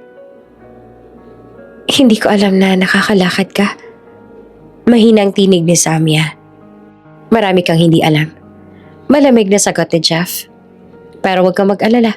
Hindi ko rin naman gusto ang kasunduang ito. Tumingin siya sa labas ng bintana. Ginawa ko lang to para sa kumpanya ng tatay ko. Alam ko, sagot naman ni Jeff. Ginawa mo to para sa pera. Napatingin siya rito ng mariin. Hindi pera ang dahilan ko. Talaga? Ngumiti ito ng sarkastiko. Hindi ba't halos malugi na ang Ruiz Holdings? Hindi ba't desperado ng madrasta mo? Hindi siya sumagot. Tahimik lang siya. Wala nang paliwanag na makakabago sa isip ng lalaking iyon. Sa mansyon ng mga Velasco, sinalubong sila ng mga tauhan. Welcome home, sir, ma'am. Bati ng butler. Ngumiti naman si Jeff ng peke. Ihanda ang East Wing para sa kanya. East Wing po? Hindi ba? Gawin mo. Malamig na utos. Pag-akyat niya sa hagdan, huminto si Jeff. May sarili kang salid. Huwag mo na ako abalahin. Gawin mo lang ang gusto mo. Pero iwasan mo akong istorbohin. Tumango si Samya. Oo. Isa pa? Dagdag ni Jeff. Kung gusto mong umalis, maghintay ka ng 3 buwan. Pagkatapos ng honeymoon clause, pwede na tayo maghiwalay. Tumango siya. Naiintindihan ko. Lumakad dito palayo, malamig. Naiwan siya mag-isa sa malawak na hallway ng mansyon. Parang batang iniwan sa gitna ng kastilyong malamig at walang kulay. Lumipas sa mga araw, si Sammy ay tahimik lang sa bahay. Tinutulungan niya ang mga tauhan, nagluluto, nag-aalaga ng halaman. Minsan ay nakikita siya ni Jeff mula sa veranda. Bakit hindi siya nagagalit? Tanong ni Jeff sa sarili isang gabi. Bakit parang tanggap niya lang lahat?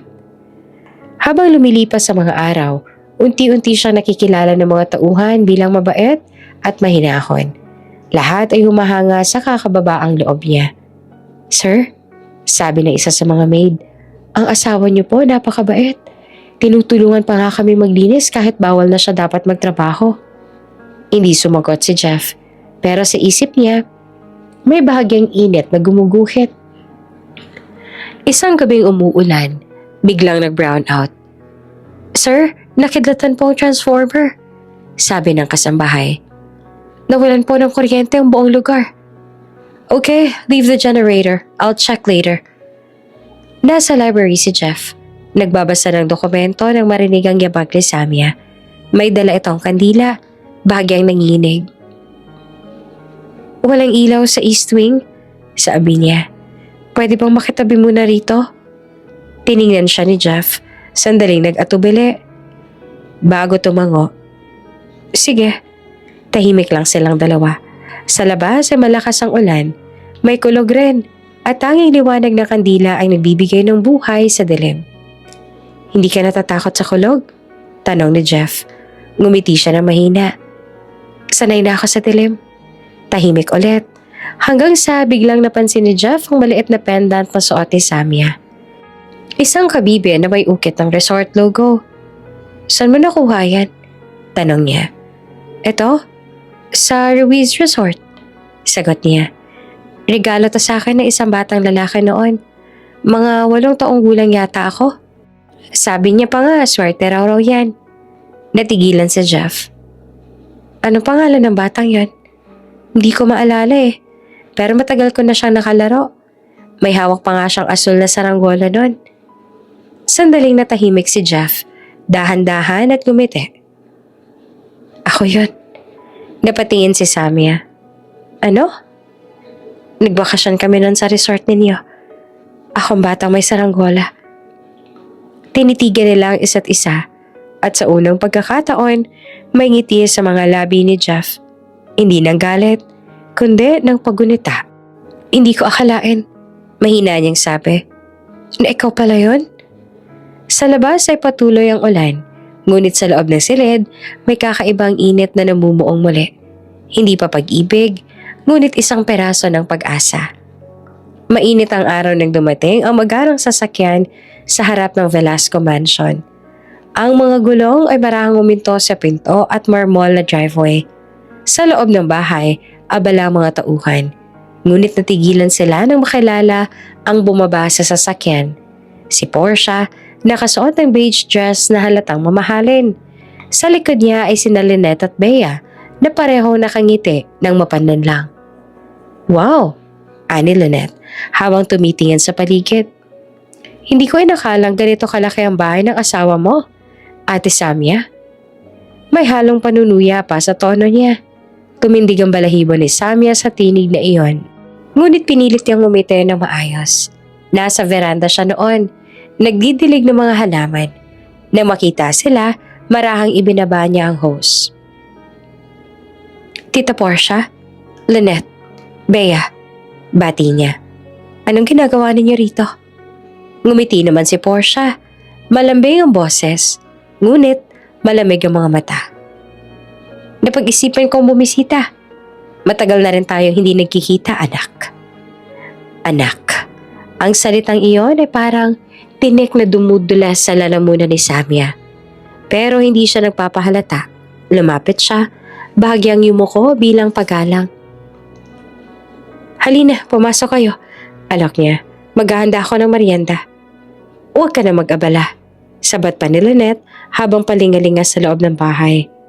Ang ganda pala rito. Parang museum. Ngumiti si Samia ng tipid. Mas gusto kasi ni Jeff na simple lang. Simple, singit ni Bea, na tumigil sa harap ng grand piano.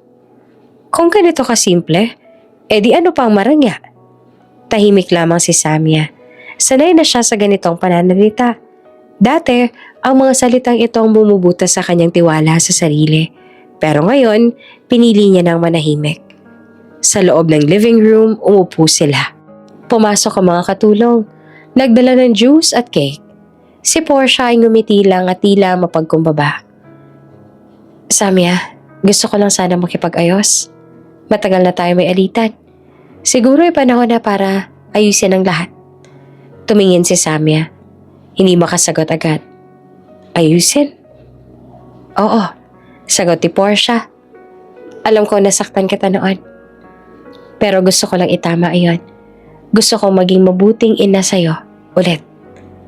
Hindi naman nakapagsalita si Samia. Sa isang banda, may bahagi ng puso niya na gustong maniwala.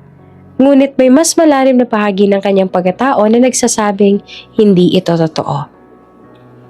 Kung iyan po ang gusto ninyo, mahinahon niyang sabi. Wala po akong tutol. Mapayapa na po ako ngayon. Buti naman. Ani Portia sabay hawak sa kamay ni Samia. At mukhang masaya ka sa asawa mo si Jefferson. Ngumiti si Samia. Pilit. Maaayos po kami. Sa gilid naman nagkatinginan sina Lynette at Bea. May lihim ng ngiti sa kanilang mga labi.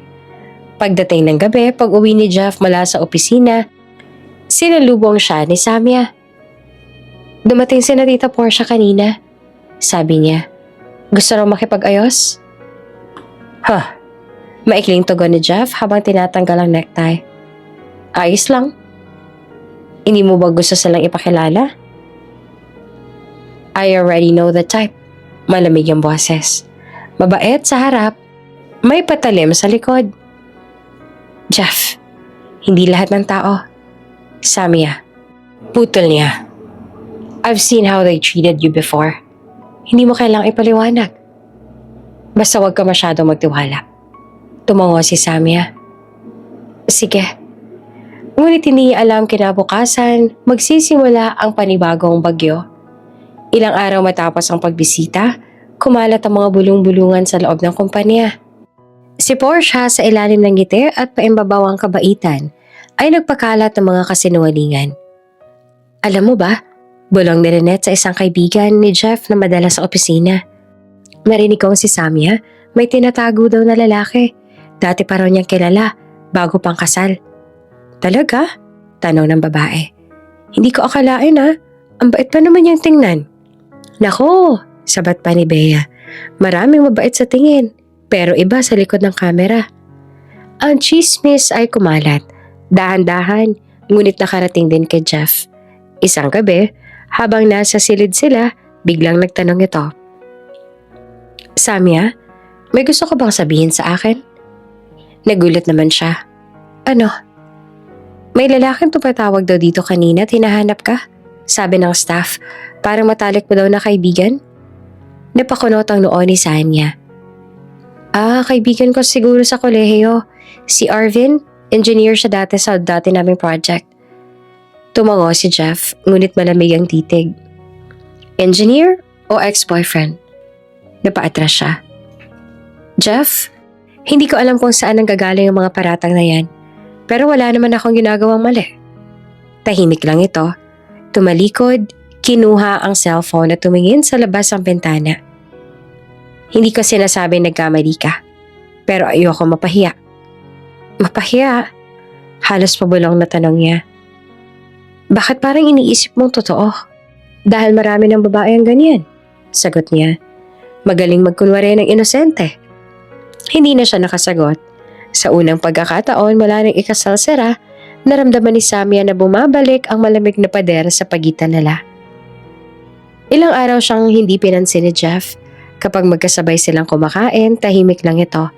Kapag may tanong siya, isang salita lang sagot. Hanggang sa unti-unti niyang naramdaman ang pangungulila. Isang gabi, nakaupo siya sa veranda. Tinitingnan ng bituin. Niyakap niya ang sarili. At sa pagitan ng katahimikan, naramdaman niya nagbalik ang bigat ng mga lumang sugat. Pagkatapos ay dahan-dahan niyang inimpake ang mga gamit. Nilagay sa maliit na maleta at bumaba. Ngunit bago pa siya makaalis, tumunog ang telepono. Hello? Sa kabilang linya ay tinig iyon ni Portia na nanginginig. Samia, si Bea, nadala sa ospital. Liver failure. Wala na kaming magawang donor. Ikaw lang ang tanging match. Nanlamig si Samia. Ano? Kung may awa ka, tulungan mo kami. Nagmamakaawa ko sa'yo. Maawa ka sa anak ko. Halos umiyak na pakiusap ni Portia. Hindi na siya nagdalawang isip. Tumakbo siya palabas. Hindi na nagpalit ng damit. Sakay ng kotse at diretso sa ospital. Pagdating doon, sinalubong siya ng doktor. Kailangan natin agad isagawa ang operasyon. Si Bea ay nasa kritikal na kondisyon. Sige. Gamitin ninyo ako. Ako yung donor. Sigurado ka ba, ma'am? may mga risk po ito. Mahaba po magiging recovery.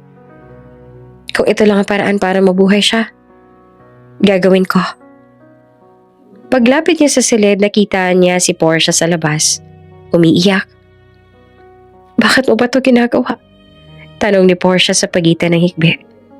Sinira kita. Inapi kita. Pero ikaw pa rin ang tumutulong. Lumapit si Sammy at hinawakan ng balikat nito. Dahil kahit anong mangyari, pamilya ko pa rin kayo. Pamilya kayo ni Papa. At si Bea, kapatid ko pa rin.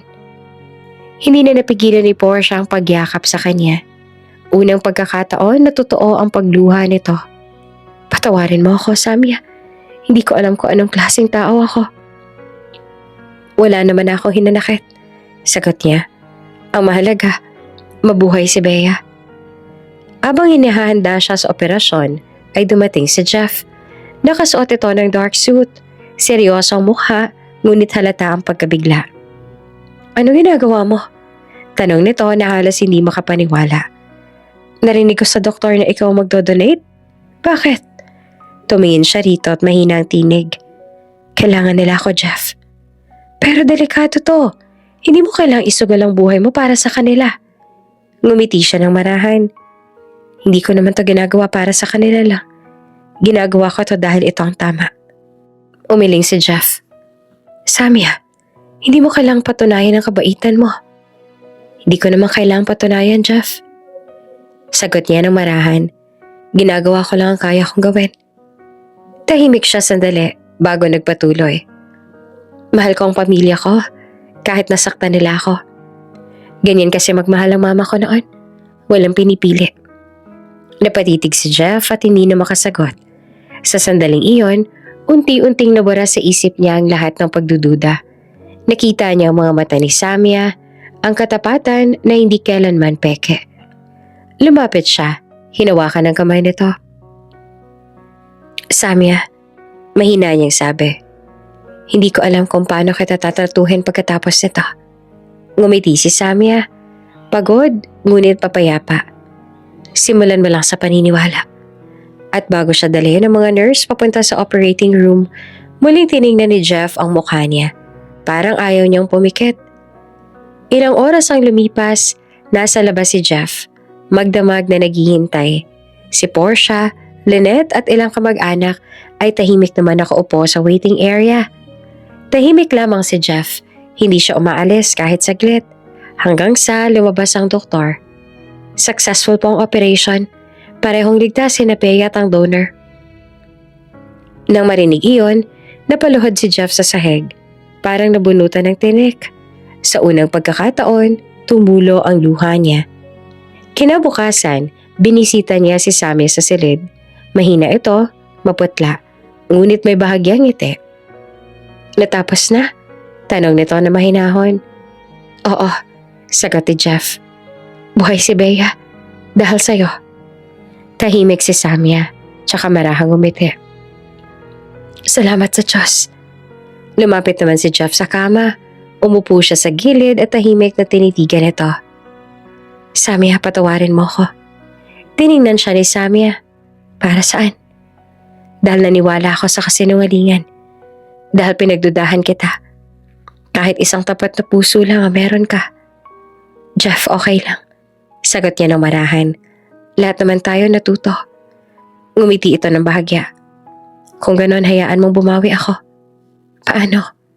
Lumapit siya at hinawakan ang kamay niya. Magsimula ulit tayo. Walang kontrata. Walang kasunduan. Ako, si Jeff. At ikaw, si Samia. Gusto kitang makilala sa paraang totoo. Tumulo ang luha sa mata ni Samia. Patagal ko nang hinihintay na marinig yan. Tahimik silang dalawa, nagtititigan. Sa labas ng silid, sumikat ang araw. At sa unang pagkakataon, pareho nilang naramdaman na natatapos na ang unos. Habang binabantayan ni Jeff si Samia, nakatingin siya sa kanya at napangiti. Ito palang babaeng binigay ng tadhana para itama ang lahat. Bulong niya sa sarili. At sa kanyang dibdib, may panibagong pangako na umusbong na hindi niya nahahayaang masaktan ulit si Samia. Ilang araw matapos ang operasyon, bumisita si Portia. Bitbit ang isang bouquet ng puting liryo. Ang mga kamay niya ay nanginginig at ang dating matayog na tindig ngayon ay yumuko sa hiya at pagpapakumbaba. Samia, mahina niyang tawag, halos pabulong. Nag-angat ang tingin si Samia mula sa kama. Nandoon din sina Lynette at Bea. Parehong tahimik, para mga batang natatakot mapagalitan. Tita, sabi ni Samia na mahinahon, pasok po kayo. Lumapit naman si Portia, inilapag ang mga bulaklak sa gilid at biglang pumagsak sa tuhod sa tabi ng kama. Patawarin mo ako, hikbi niya. Wala akong karapatang humarap sa'yo, pero kailangan kong sabihin to. Ang lahat ng ginawa ko sa'yo ay mali. Lahat ng mga salitang binitawan ko laban sa'yo ay kasalanan ko. Huminga siya ng malalim, tsaka tumingin ng diretso kay Samia. At kahit ganon, ikaw pa rin ang tumulong. Ibinigay mo ang isang bahagi ng sarili mo para mailigtas ang anak ko. Paano ko mababayaran yon? Tahimik lamang si Samia, pinipigilan ng pag-iyak. Lumapit si Bea, payat pa rin, may suot na hospital gown. Ate, mahina niyang sabi. Salamat. Hindi ko alam kung paano kita haharapin. Pero gusto ko lang sabihin na mahal kita. At sana mapatawad mo ako sa mga panlalait ko noon. Sumunod si Lynette. Lumapit din. Luha ang yumuko. Ate, ako rin. Puro ingkit lang ang alam ko noon pero nakita ko kung gaano kang kabuti. At wala kang katulad. Hindi na napigilan ni Sammy ang pagluha. Hinawakan niya ang kamay ng magkapatid at dahan-dahang itinayo si Portia. Lahat naman tayo nagkakamali. Pero tapos na yon. Ang mahalaga ngayon, buhay tayong lahat. Humagulgol si Portia at niyakap siya ng mahigpit. Salamat anak. Bulong nito. Anak ko. At sa unang pagkakataon, totoo na ang bawat salitang iyon. Lumipas pa ang mga buwan, unti-unti nang pumalik si Samia sa dating sigla. Sa tulong ni Jeff, nagpasya siyang pumalik sa negosyo. Hindi para sa kayamanan, kundi para muling buhayin ang pangalan ng kanyang ama. Sa isang malawak na conference room ng bagong itinayong Ruiz Velasco Enterprises, nakaupo siya sa tabi ni Jeff habang nakikinig sa ulat ng mga board members. Mrs. Velasco, sabi ng isa. Mula ng pinagsamang dalawang kumpanya, tumaas ng 30% ang returns. Ang mga resort projects ni Dennis Ruiz ay unti-unti nang muling binubuksan. Ngumiti naman si Samia, bahagyang napapikit. Kung naririnig lang sana ito ni Papa. Lumapit si Jeff, marahang hinawakan ang kamay niya sa ilalim ng mesa. Nakikita ka niya at siguradong ipinagmamalaki ka niya. Pagkatapos ng meeting, lumabas sila sa veranda ng opisina. Mula roon, tanaw ang dagat kung saan itinayo ang unang Ruiz Resort. Parang kahapon lang, andito ako bilang batang takas sa gulo ng buhay. Bulong ni Samia. Samantala ngayon, ibang-iba na. Ngumiti naman si Jeff. Ang gulo minsan ano, kailangan pala para tumibay. Siguro nga, sagot niya. Pero ayokong kalimutan ang lahat ng pinagdaanan ko. Gusto kong gawing dahilan yan para gumawa ng mas mabuting mga bagay. Ilang linggo matapos noon, nagbukas sila ng isang foundation sa pangalan ng kanyang ina, Sylvie Ruiz Foundation for Women and Children. Sa launching event, nakatayo si Portia sa tabi ni Samia. Simple lamang ang kasuotan ngunit halatang nagbago ang kilos. Wala na ang dating yabang sa boses niya. Hindi ko akalain.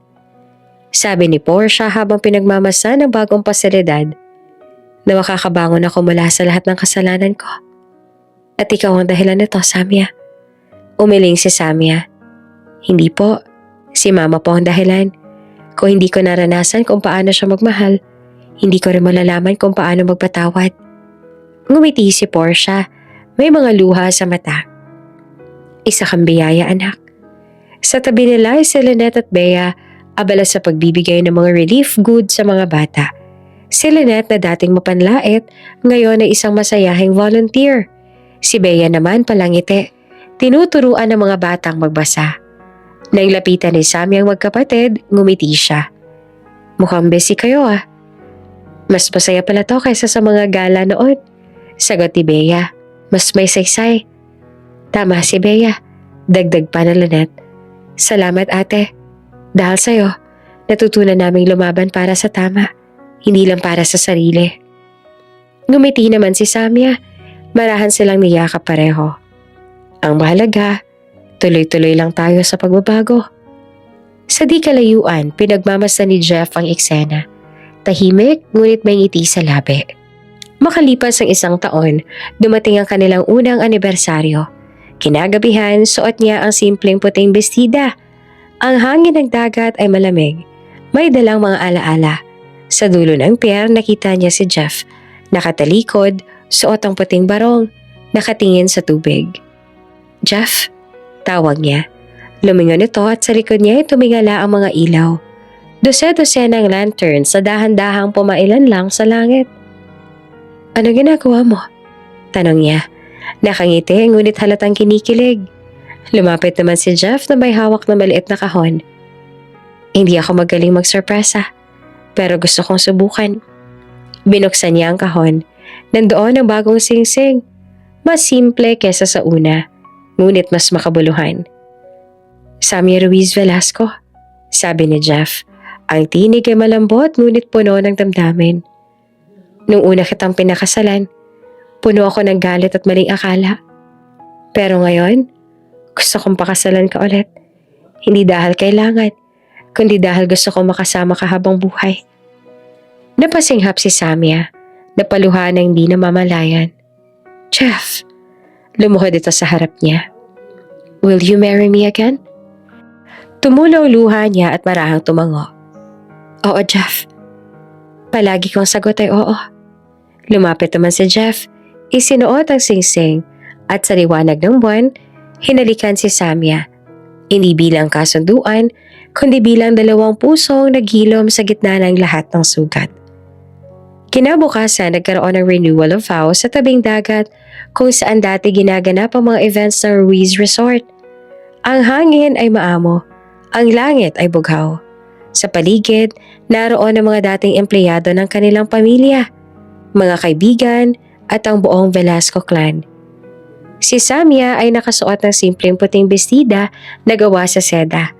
Ang kanyang buhok ay nakalugay. Hinahaplos ang malamig na hangin. Si Jeff naman ay nakabarong. Tahimik ngunit halatang emosyonal. Ang mga mata nila ay nagtagpo sa gitna ng altar. Puno ng mga alaala, mga sugat at mga panibagong pangako. Handa na ba kayo, Mr. and Mrs. Velasco? Tanong ng pare na may ngiti sa labi. Ngumiti si Jeff, hindi inaalis ang tingin kay Samia. Matagal na akong handa, Father. Siguro noon pa. Si Samia natawa lang ng mahina. Ngayon lang ako handang magtiwala ulit.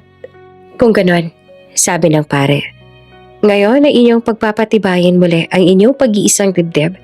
Hindi sa kasunduan, kundi sa kusang loob. Sa ngalan ng Diyos na nagbigay sa inyo ng isa't isa. Tahimik ang paligid. Tanging maalo ng tunog. Ilang sandali silang parehong nakatingin sa isa't isa. Walang salita, pero malinaw ang mensahe sa pagitan ng kanilang mga titig. Pagkatapos ay kinuha ni Jeff ang maliit na kahon sa kanyang bulsa. Binuksan niya ito at inilabas ang 2 singsing na bago, ngunit simpleng disenyo. Samia, mahinahon niyang simula. Nung una kitang pinakasalan, galit ako sa mundo. Akala ko, isa ka lang sa mga taong gagamit sa akin. Pero ikaw palang magtuturo sa akin kung anong ibig sabihin ng tunay na lakas. Tumingin siya sa mga mata nito. Dati, kasal tayo dahil kailangan. Ngayon, kasal tayo dahil pinili na kitang mahalin. Hindi napigilan ni Sammy ang pagtulo ng luha. Nanginig ang kanyang kamay habang kinuha ang singsing at ipinasuot sa kanya. Jeff, mahinahon niyang tugon. Nung una kitang makalala, akala ko ito ng katapusan ko. Pero sa bawat araw na kasama kita, natutunan kong hindi pala ako wasak. Buo pa pala ako. Dahil tinuruan mo ako magmahal ulit. Hinawakan ni Jeff ang kamay niya. Pinisil ito. Walang kasunduan ngayon. Samia, wala nang utang. Wala nang takot. Ikaw lang at ako. Ngumiti ang pare sabay sabi, sa harap ng langit at lupa, muli kong ipapahayag na kayo ay mag-asawa. Ngayon, sa pag-ibig at kapayapaan, maaari mo nang halikan ang iyong asawa. Ngunit bago pa tuluyang maglapat ang kanilang mga labi, bahagyang kumala si Samia. Tumitig siya kay Jeff. Ang kanyang mga matay kumikislap sa ilalim ng liwanag ng kandila. Jeff, mahinahon niyang bulong na halos pabulong sa pagitan nila. Ano yon? Tanong ni Jeff, bahagyang nag-aalala. Ngumiti si Samia na may luha sa gilid ng mata. Buntis ako. Sandali natigilan si Jeff. Parang tumigil ang paligid. Ang alon ay naglaho sa kanyang pandinig. Ang tanging tinig ni Samia ang naiwan. Anong sabi mo? Buntis ako, Jeff. Ulit pa ni Samia. Mas malinaw na ngayon. Sabay ngiti na puno ng saya. Magiging tatay ka na. Saglit na hindi nakapagsalita si Jeff. Pagkatapos ay sumabog ang kanyang ngiti. Malawak, totoo. Halos hindi makapaniwala. Samia, totoo ba to? Tumango siya at humagulgol na sa saya. Oo, totoo. Niyakap siya ni Jeff ng mahigpit. Itinago ang mukha sa balikat ni Samia. Salamat. Salamat, Diyos ko. Nag-angat siya ng tingin. Tiningnan ng asawa. Hindi ko alam kung paano kita pasasalamatan sa lahat ng binigay mo sa akin, pero ito na ang pinakamasayang araw ng buhay ko. Ngumiti si Samia. Hinaplos ang pisngi niya. Hindi mo kailangang magpasalamat. Sapat na sa akin na nakita kong buo na ulit tayo. At sa wakas, naglapat ang kanilang mga labi. Isang halik na hindi puno ng takot o pagdududa, kundi ng kapayapaan at pag-ibig na matagal nilang ipinaglaban. Sa labas ng chapel, ang mga alon ay nagpanggaan sa dalampasigan. Tila nakikiayon sa ritmo ng kanilang puso. Sa ibabaw ng dagat, ang buwan ay nakangiti. Saksi sa panibagong simula ng dalawang kaluluwang minsang nagkasakitan. Ngunit ngayon ay ganap nang nagilom. Habang papalubog ang araw, magkahawak kamay sina Jeff at Samia sa tabing dagat. Ang alon ay marahang humahaplos sa buhangin. Parang musika ng bagong simula. Kapwa inalala ang una nilang kasal. Noon, puno iyon ng takot at kahihiyan. Ngayon, puno na ng pag-asa at pagmamahal. Habang nakatayo sa altar si Jeff, ngumiti siya sa kanya. Parang kahapon lang. Akala ng lahat paralisado ako. Biro pa nito. Tumawa naman si Samia. Pero ikaw palang dahilan kung bakit natutunan kong tumayo ng totoo. Ngumiti naman si Samia. Ang tinig ay mahinahon ngunit malinaw. At ikaw naman ang dahilan kung bakit ako natutong magmahal mali. Habang nagpalitan sila ng panibagong pangako, umihip ang malambing na hangin ng dagat, tila paalala ng lahat ng pinagdaanan nila.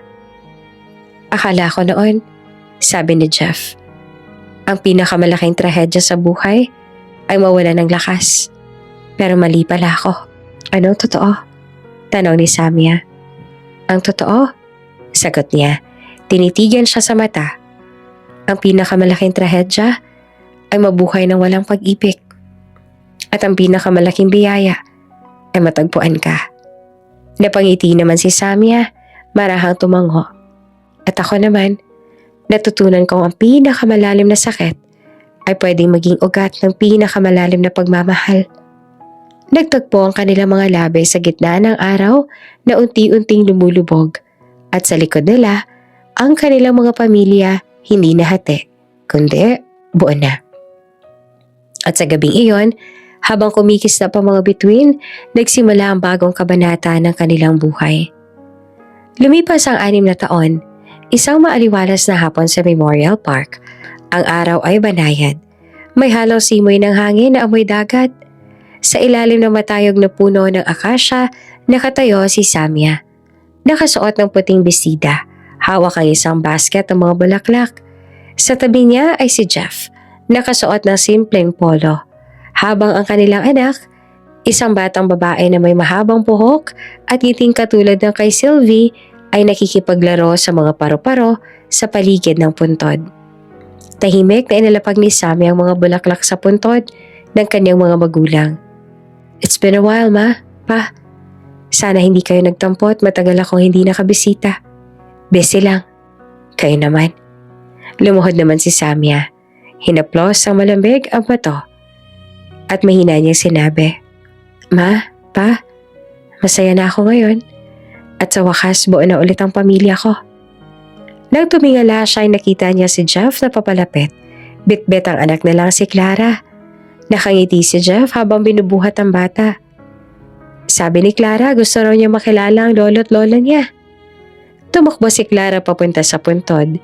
Inabot ang maliit na bulaklak na hawak niya. Hi Lolo! Hi Lola! Sabi niya ng masigla. Ako po si Clara. Sabi ni Mama pareho daw kayo mabait. Napangiti si Samia habang pinagmamasa ng anak. Tama si Mama anak. Mabait sila. At siguradong natutuwa sila habang pinapanood ka nila from heaven. Kung buhay pa nga ang lolo mo, sigurado akong spoiled na spoiled ka sa mga toys at chocolates. Lumuhod si Jeff sa tabi nila. Sayang, hindi ko sila nakilala. Sabi niya kay Samia. Sayang, hindi ka rin nila makikita kung gaano kakabuting ina sa anak natin. Ipinagmamalaki kita, Samia. Napahinga ng malalim si Samia. Pinagmamasta ng langit. Alam mo, Jeff, dati takot na takot akong mabuhay mag-isa. Pero ngayon natutunan ko ang pamilya ay hindi lang tungkol sa dugo. Ito ay tungkol sa pagmamahal. At binigyan mo ako ng bagong pamilya. Hinawakan ni Jeff ang kamay niya. At ikaw naman ang nagturo sa akin kung anong ibig sabihin ng totoong lakas. Hindi kayamanan, hindi karangyaan, kundi ang kakayahang magmahal kahit nasaktan ka. Ngumiti naman si Samia. Sabay hilig ng ulo sa balikat niya. Pangako, Jeff. Ano man ang mangyari, mananatili tayong ganito. Mas patibay pa sa dati. Sagot ni Jeff, sabay halik sa kanyang noo. Walang kontrata, walang takot, walang wakas. Ma, Pa, salamat sa lahat. Itutuloy ko po ang pagmamahal na iniwan ninyo. Humawak si Jeff sa kanya. Handa ka na? Matagal na. At magkasabay silang bumaba sa burol, tangan ng kamay ng kanilang anak. Ang hangin ay malamig, ngunit ang kanilang mga puso ay mainit. At sa huling sandali ng araw, alam nilang kahit saan sila dalhin ng tadhana, hindi na sila kailanman mag-iisa. Sa pagitan ng alon at hangin, ang mga bulong ng pag-ibig ay muling bumabalik, parang awit na walang katapusan. Ang pag-ibig nila ang nagpapatunay na bawat pagtatapos ay may panibagong simula. Bago ka pa lang sa channel neto, ibang kwento ni Ate Jane, istorya mo, ikwento ko. Huwag kalimutang pindutin ang notification bell at subscribe button.